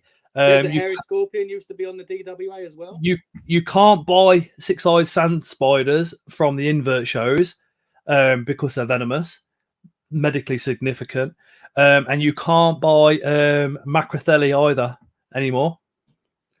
I can't believe how macrothelli gigas are not on the venomous. My TikTok name, guys, is _ the home zoo. Right, I'll show you another couple of cool things. I say these are light venomous, and that's the other thing, guys. You see a lot of venomous stickers in my room. Please bear in mind that is because I've got a DWA. It's a requirement. Scott, you're gonna have to get a label maker and do that, bro. Because I've got a label maker anyway. Yeah, the venomous stickers. It's more in case the police come around. You know, that's why it's all. Basically, you got idiot-proof your room. I know it sounds horrible, but and you know the worst thing is you have to make sure that if a burglar breaks in your house, they could clearly see it signed up. This is mostly to stop burglars getting themselves bit. The way I look on burglars, right? The way my viewpoint on a burglar is this. You take the risk, mate. No, if they come into your house, burgle your house, nobody knows they're there. So this is a little hog-nosed, guys. I won't get this one out because she is fat. I double-fingered her this week, so she's super fat. So if burglar comes into your house and then disappears, nobody's going to know he's underneath your patio, are they? that's the way I look at it. I reckon you should write a book, Scott. So this is a hog-nosed, guys. Very, very common in the hobby. This is just a plain morph female Western hognose. The Eastern hognoses are the ones that tend to play dead. Very rarely these play dead. They do hiss a lot and try and make a replica of a rattlesnake. And they also do flare up part of their behind their head to look like a cobra, which is really unusual because these guys don't come across a cobra in the wild. Hognose around them. Rear-fanged venomous, aren't they? They are rear-fanged venomous, but by no means dangerous. You know, they're basically as good as not being venomous. Oh, thank you, Molly. Molly's just said, I've really enjoyed this live. Two communities connecting and discussing different topics. I think it's the same community, Molly. It's just two different sides. Well, it's not even that different. And, you know, it just goes to show, guys, you can do things differently. You know, there's certain things that me and Scott do differently. It doesn't make him or me any worse of a keeper against each other. We just have a different way of doing some things. Are you doing what I think you're doing? Let me just check. Kristen. I was just checking just to see if they were doing what I think they're doing. I can't be sure. I think instead of saying two different communities, we'll just say the community. Yeah, we're one community. We've got a common interest, and that's making sure that you know the education is there, the know-how, you know, the illness side of things, how to do things, and how to ask for help if you need it. You know, probably the most important thing is the education. In terms of so a lot of your education is like extremely interactive, isn't it, on TikTok lives? It has to be, and again, you know, that's the reason why I explained like the way I keep my centipede probably isn't the best. I admit that. You know, like I say, I own that. Educational purposes, boom. But because of my safety, because a lot of the time I'm holding an iPad Pro, which is a big size iPad in one hand, I'm trying to deal with a highly venomous centipede with the other hand, and it's just not safe to do so. So, you know, of course, people are going to say, well, just don't do it then. But then how do you educate? If you can't show this animal off, how do you educate? So it's trying to find that balance of making sure I'm safe, making sure the viewers are educated, and also making sure that the animal in question has a particularly good quality of life, which it does. It does have food. It does have access to water. It has got a shelter. I do spray the orchid bark down regularly, which is quite good for keeping the humidity. However, I'm not going to sit here and say I'm absolutely right and yourself an incredible inverts is wrong, because I don't doubt for a second that I'm in the wrong. So YouTube's different for me anyway, because on YouTube I do my Tuesday lives, but then I do educational videos, fun videos. But my educational videos I normally do when I've got to rehouse the animal, because if I've got to rehouse the animal, I can put them in a separate container for a little while so I can get some close-up video. And a bit of macro there and stuff like that, and then show you the enclosure, put the animal in the enclosure, and then the animal can disappear off. It's difficult to do an educational video if the animal's like, you know, one of the spiders and it's burrowed down and you can't see it. Sorry for coughing, guys. So this is a checkered garter snake, rear fang venomous. They actually do contain a real neurotoxic venom. However, the yield is so minute, it's known to not even be able to kill a rat. So they're certainly not harmful to us. They do have them big scales on the head, just like a cobra. They've got some patterning, which kind of screams I'm very dangerous, even though they're not. They have this particular one has a lovely bright red tongue. But more impressive, guys, is these don't actually eat rodents at all. In the wild, these eat slugs, little frog spawn, little toads, small fish, earthworms. They don't eat rodents. That's awesome, Molly. Molly, a lot of my subscribers don't actually keep spiders. They're just interested in watching the educational videos that we do. Hopefully, you guys think this snake's as beautiful as me. Because you know, not in the sense of me good looking, just how beautiful I think it is. It is a beautiful snake. I know I'm not Justin Bieber, guys. Believe it or not. I know you guys are telling me different, but I'm not. Apparently, I look like Ragnar from the last bloody live. You're absolutely right, critters, mate. You're absolutely right. So there is different, even the albino. So the albino checkered actually has a slightly different venom makeup compared to the normal, and that seems really, really weird, considering the actual genus and the morph and everything of the snake is the same, but just the albinism changes the structure of the venom. But these guys really rarely strike. What they prefer to do, if you go and hand them, is they prefer to poo on you. Obviously, it's known as musking with the snakes, and believe me, for a little snake, bear in mind this snake here is probably about twice the size of 2 big pens put together. It puts out lots of poo and it absolutely stinks. So although that's in that S position there, it will not strike me, guys. I confidently put my hand in there and I will not get it bitten. It would rather run away, allow me to get near its rear end, and it would rather just shit on me. That's pretty much all he wants to do. Thank you, Andy. Again, you don't see many of these snakes on TikTok. And another fact about garter snakes, guys, you may not know, is one of the only true communal snakes. These guys should be living in a community. The only reason why mine isn't, this was a solitary because it was a runt, so it was very, very small. It's not very big. It had to get hand fed when it was younger. It was a very fussy feeder. And the other purposes, I just cannot find another one. They're not very easy to find. Not for a good, sensible price. Are they live bearing? I don't know, to tell you the truth. I don't know. No, I can't remember. Because I've only got the one, I haven't researched any breeding purposes for it. So I honestly Leah? don't know, mate. Leah might know. Unusual pets. If not, then Phil will. Yeah, it absolutely stinks, man. 100% agree. Especially in a reptile room when that thing poos. Oh, you know about it. One of the things that I do, which is controversial but completely legit, completely fine, is in the wild, Californian king snakes will eat venomous snakes, and they're actually immune to venom from venomous snakes. Yeah. So if anybody breeds corn snakes or anything like that, and if any of the young die, you know where they go.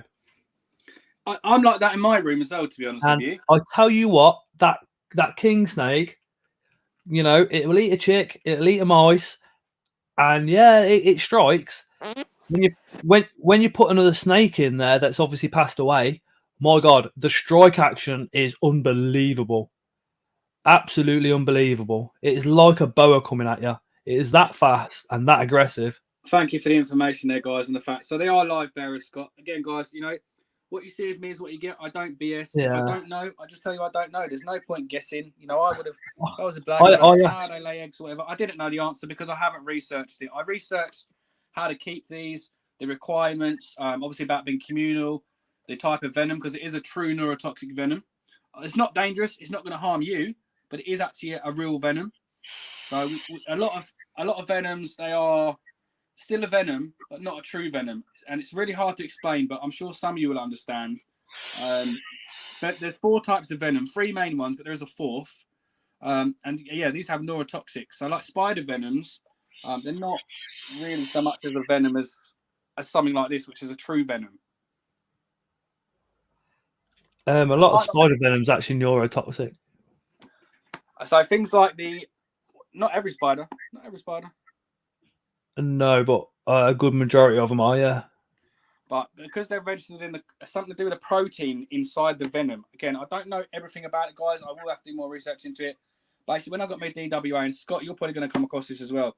They ask you loads of questions about the venom, in particular the animals you're going to keep. So I only researched that. I researched the venom of Gila monsters, timber rattlesnakes, and eyelash vipers. That's all I researched. Obviously, there was some information on the venom on these guys on the internet. But as well, guys, like I said previously, just because it's on the internet doesn't always mean it's true. That's my issue, you see, is because some of the stuff I want to keep, there's probably about 20 different scorpions I'd want under the DWA. One's a trans. which is the spitting scorpion. Yeah. So that's going to have to be done differently again. I have got a spitting scorpion, but I've got the Javius intermedius, which is the legal spitting Do you keep scorpion. spinifers and things like that? Yes. Oh, Kerry, thank you so much. Kerry's just put £4.49 on the chat, and she says, "Have to go to sleep now. Night all. See you tomorrow at the home zoo." Thank you, Kerry. Thank you for gifting Scott there. Like I say, guys, That he's is been a fantastic awesome. host. I really appreciate his invite tonight. You know, it's very different from the TikTok shows I do. Obviously, it's a brand new platform for me. I'm still learning myself.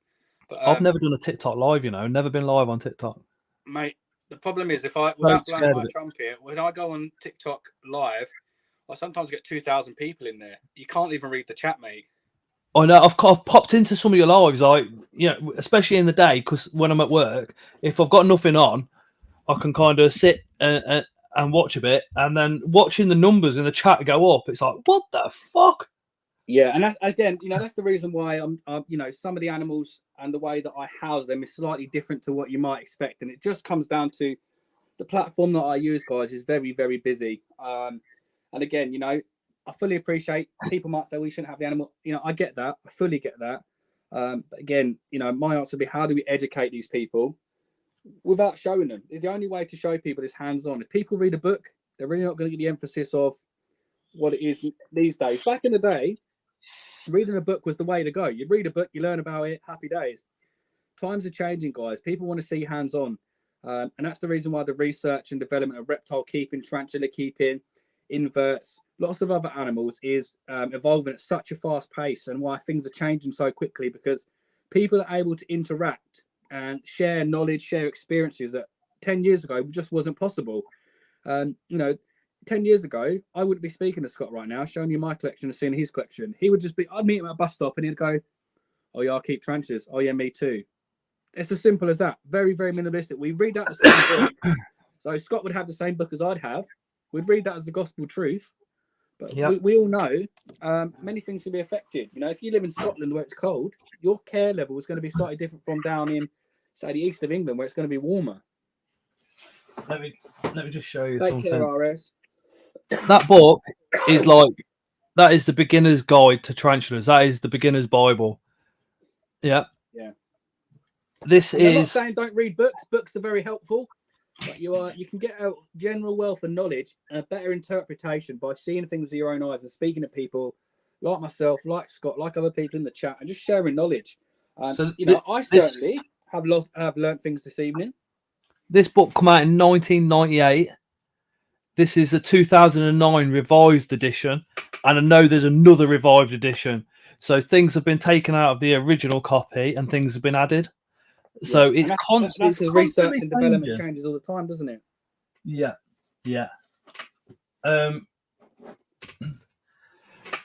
Yeah, definitely. Yeah. Like I said, the only downside to the hobby is everybody wants a communal, and it just don't work. We had Tom Moran on. Isn't it? Everyone wants a blue spider. They want a Balfour. They want a Cobalt. They want a Metallica. They look amazing.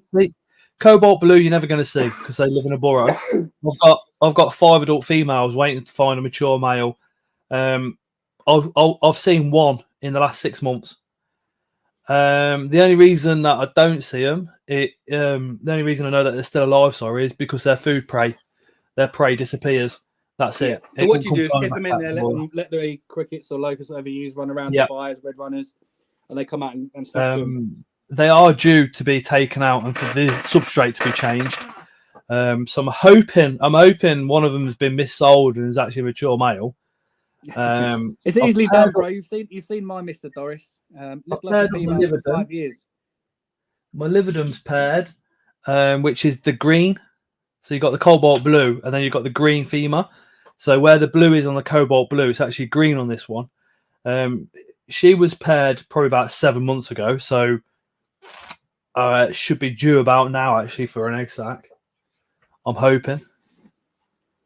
So if anyone's wondering why my bearded dragon looks like this, she's in shed. Both of them are in shed. That's pretty much the only reason, really. I don't understand why she's not got on the chin, because normally it's full underneath on her beard. But she's having a bit of a funny one. I can't explain exactly why, but if I get some cool videos of the shedding, because often you could pull the trumpets out, and the nose trumpets, they go quite far in, so almost like probably 6 or 7 millimeters in that nose hole there. You can pull that out. It's pretty cool. And if you look at her eyes there, guys, the eyelids look swollen. The reason why they're swollen is because she's purposely putting fluid in there to stretch her skin, and they stretch the skin to make sure that when it sheds, it just falls off around the eyeball. See, Molly, you know, books can be outdated, but you know, Take care, things Josh, like mate. Thank you for all your input this evening, mate. Thank you for coming. things like that will all be there. Oh, cheers, Joff. Night, Joff. Take care. Yeah, he's a lovely guy, he is, Joff. I've honestly really enjoyed your community, mate.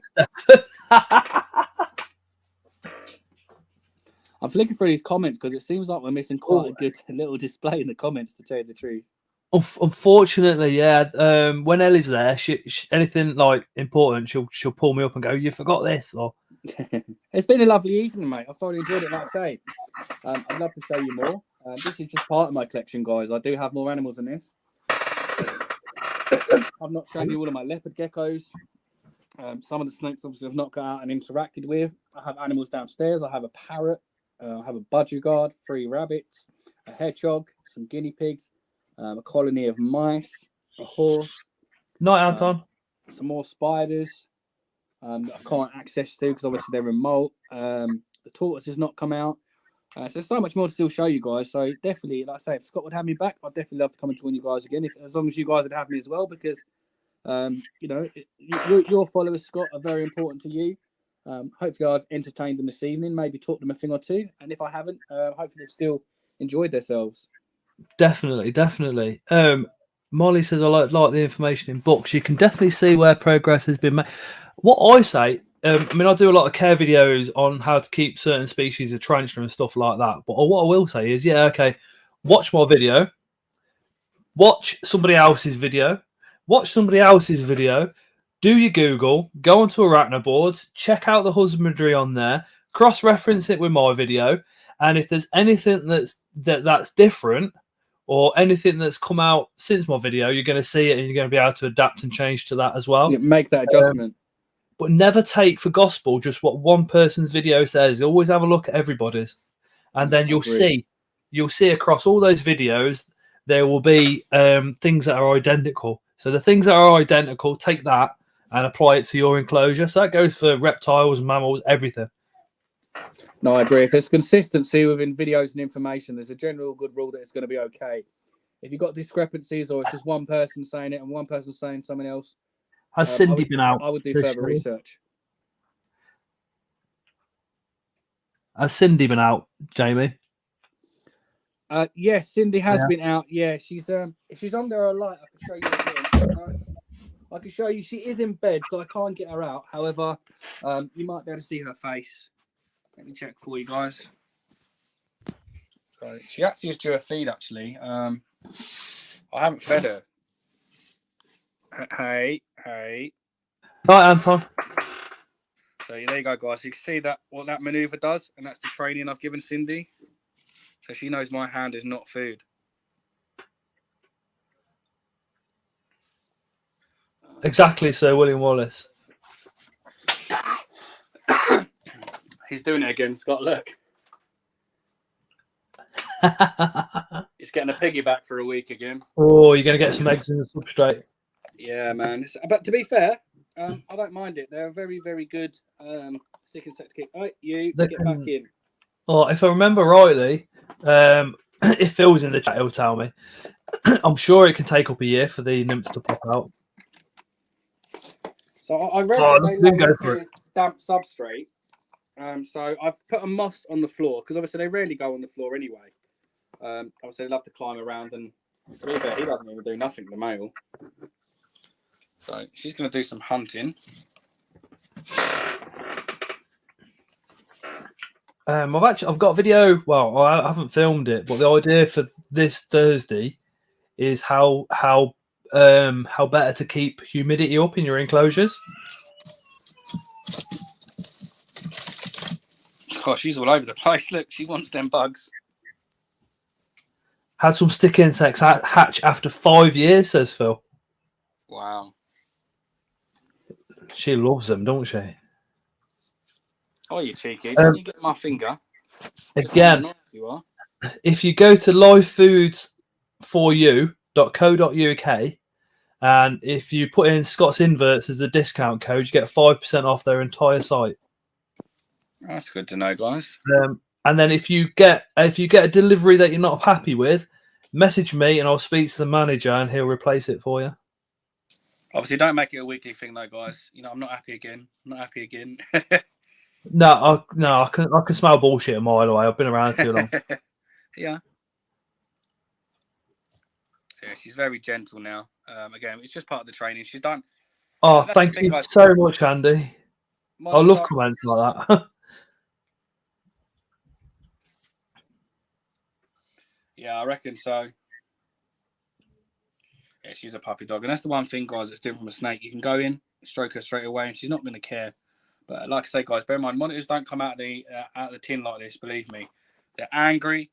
They hiss a lot. They bite a lot. They whip a lot. They blow themselves up. They run away. They're not interested in you because they don't trust you. It's all about trust. She knows I'm not going to harm her. And that's all it comes down to. She isn't tame. She trusts me. There's a difference. She's not like a dog. She doesn't have loyalty. If someone's coming to attack me, she'd just lay there. However, she does allow me to come and make contact with her. She knows I feed her. I do walks with her as well.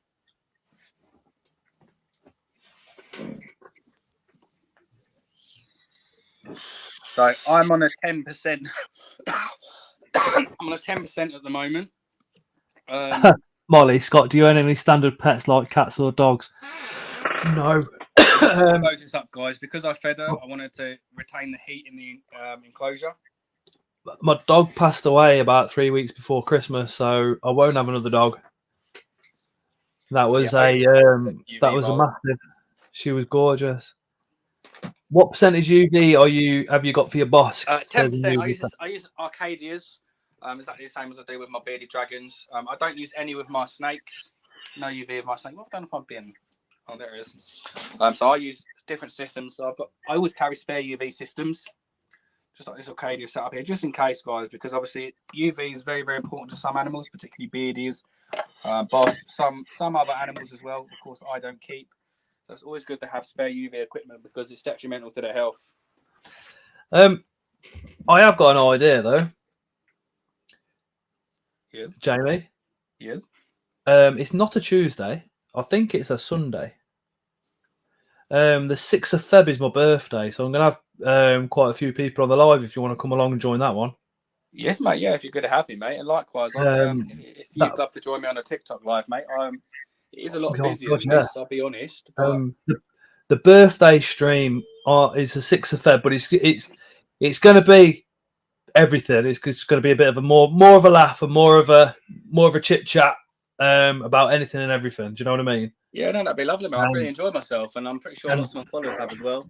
And taking the piss out of me because I'll be a proper old bastard.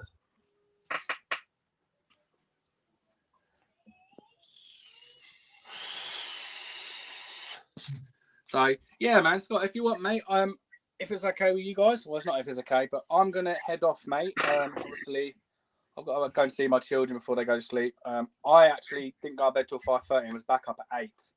So I haven't really had much sleep. However, I didn't want to let you down. As you know, I have been messaging you. I'm a bit of a strange creature. I'll go to bed at 3 o'clock in the morning and get up at 7. I normally do. However, today, mate, whew.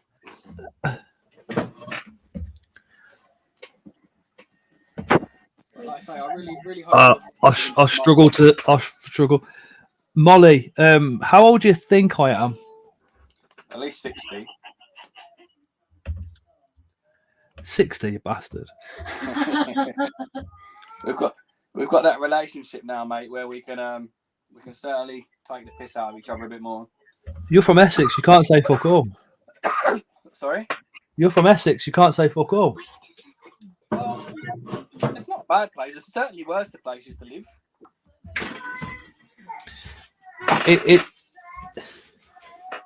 He's 130. 29, 28. I'll be 43. I'll be 43 in February. Yeah, I was about to say at least coming up to 50. No, man, it's definitely starting to show. Yeah, I'm not able to hide it anymore. Moisturiser, that's all I'll say. Moisturised from when I was 18. Yeah, that's pretty much us, show, and the no sleep up all hours gang, 100%. We're always having chats, aren't we? Like, Shell's one of my moderators on TikTok. She's really good. She's and when I say I'd love to go live with you on TikTok, mate. I certainly will be able to help you grow your account, Scott, if you're interested in that as well.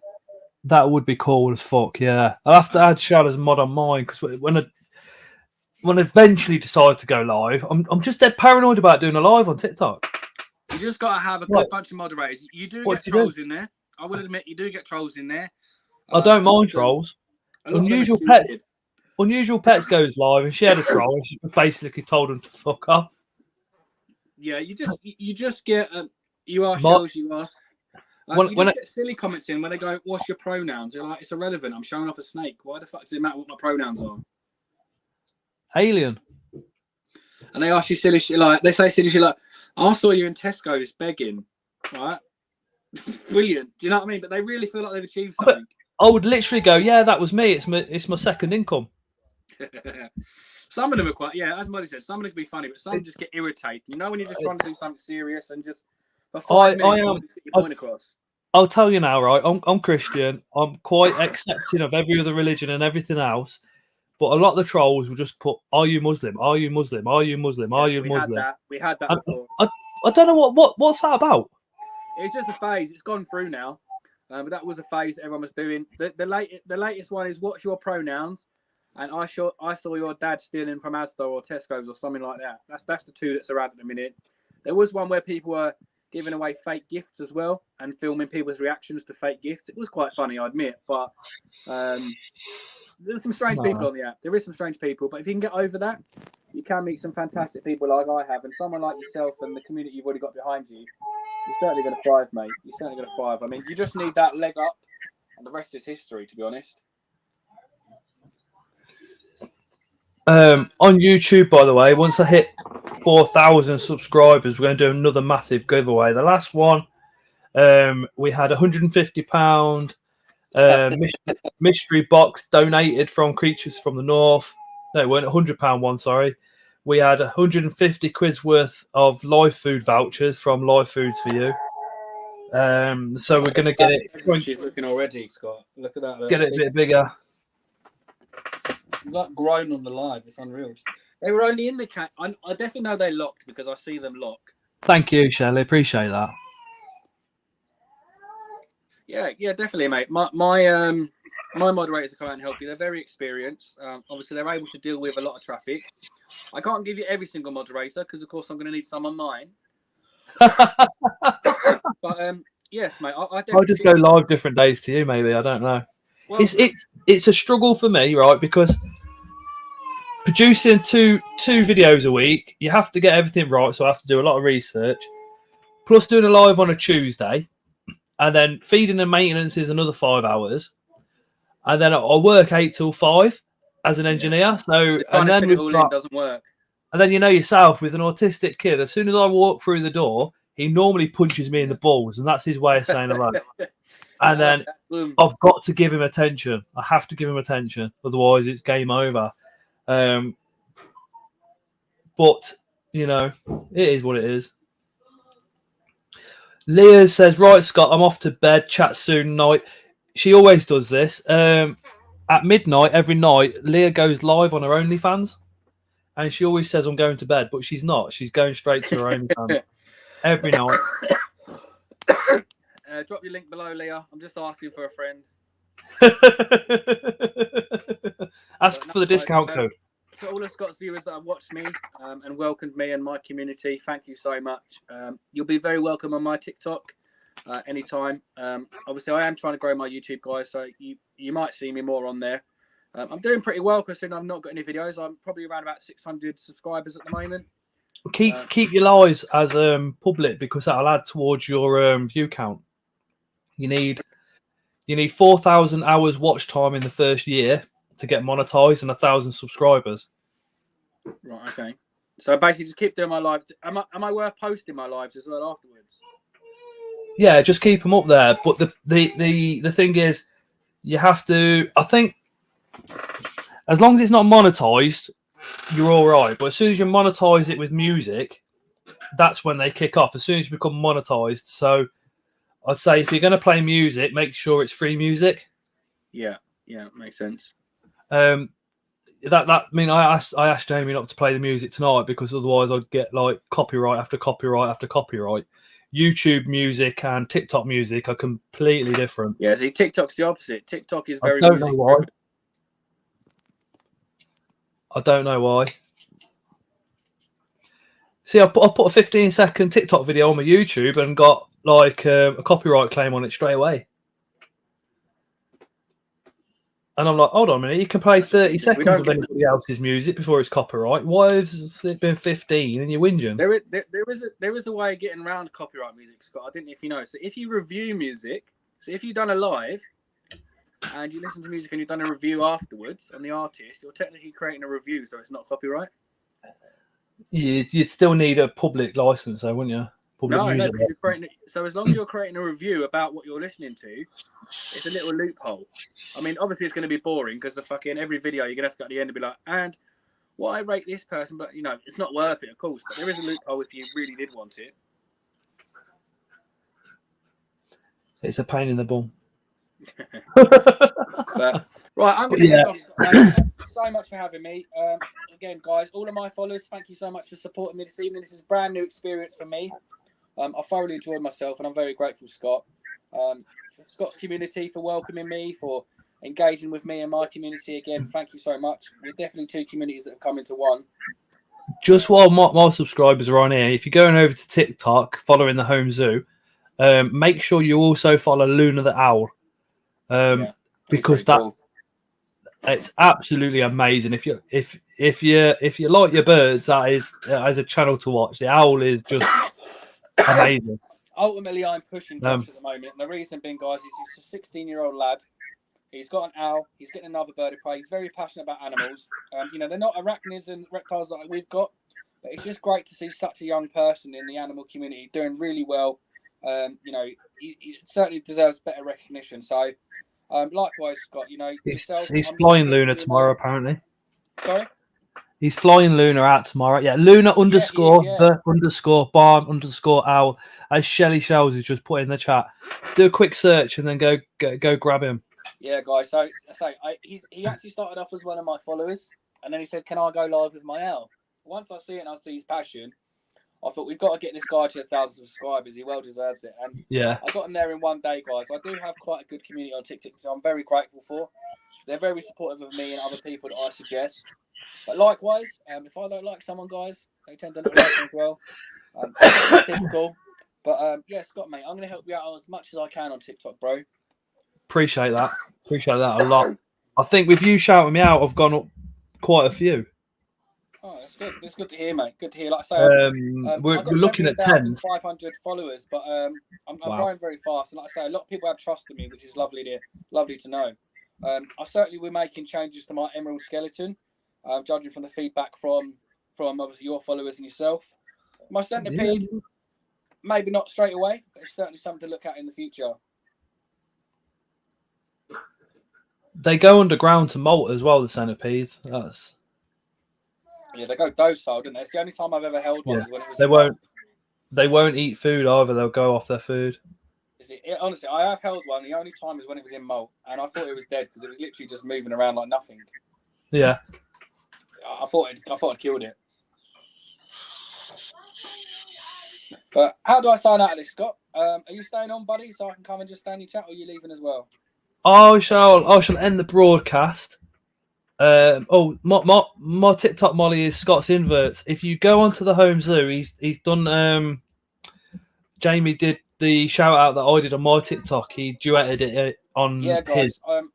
Scott's is very easy to find. I only follow a few people, less than 50 people, so he's on my followers, guys. It won't take you very long to find him. I normally only follow people back that are very supportive of me and people that I actually find interesting, guys. So. You know, if I see people on TikTok that really aren't doing things I agree with, they don't follow from me. I don't just do animal TikToks. I do some daft ones as well, because I like having a laugh. I do like a bit of a laugh. So if it's Done. 3 o'clock in the morning, expect 9 times out of 10 I'm going to stick up a laugh one night.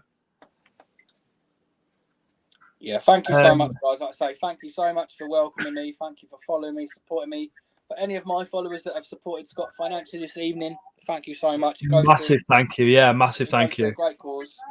And for the additional subscribers, thank you so much. Yeah, if you're following Scott on TikTok, guys, thank you. If you're following him on YouTube as well, guys, thank you. Like I say, this was quite last minute for me and Scott. We've only known about this a couple of days, but I'm pretty sure there's going to be a relationship going on here where you're going to see much more of the pair of us across both platforms. Definitely. So, all right. Oh. I'm going to love and leave you, mate. Thank you so much, Scott. Thank you for inviting me. Take care, buddy. No worries. Like we said before, hopefully the kids just ride this out and it's absolutely nothing for you guys. Yeah, we've given them Calpol and we've got some vitamins as well, just to try and give them a bit of boost. Yeah, they'll be all right, man. They'll be all right. We put them in the bunk beds. They're shut in the room with the Hang on, darling. Just one moment. I'll come spend all the time with you in a minute, okay? Okay, fine. So, guys, I'm really sorry. I'm going to have to go because as you can hear... No worries. We shall end the stream. A massive thanks to everybody in chat and their comments. We do apologise that we haven't been able to answer every single question. There's just the chat's literally just disappeared. Quite busy this evening, isn't it? But hold the questions for next time and we'll get them answered for you. And we shall see you later. Take care, everybody. Guys. Thank you so much, guys. Take care.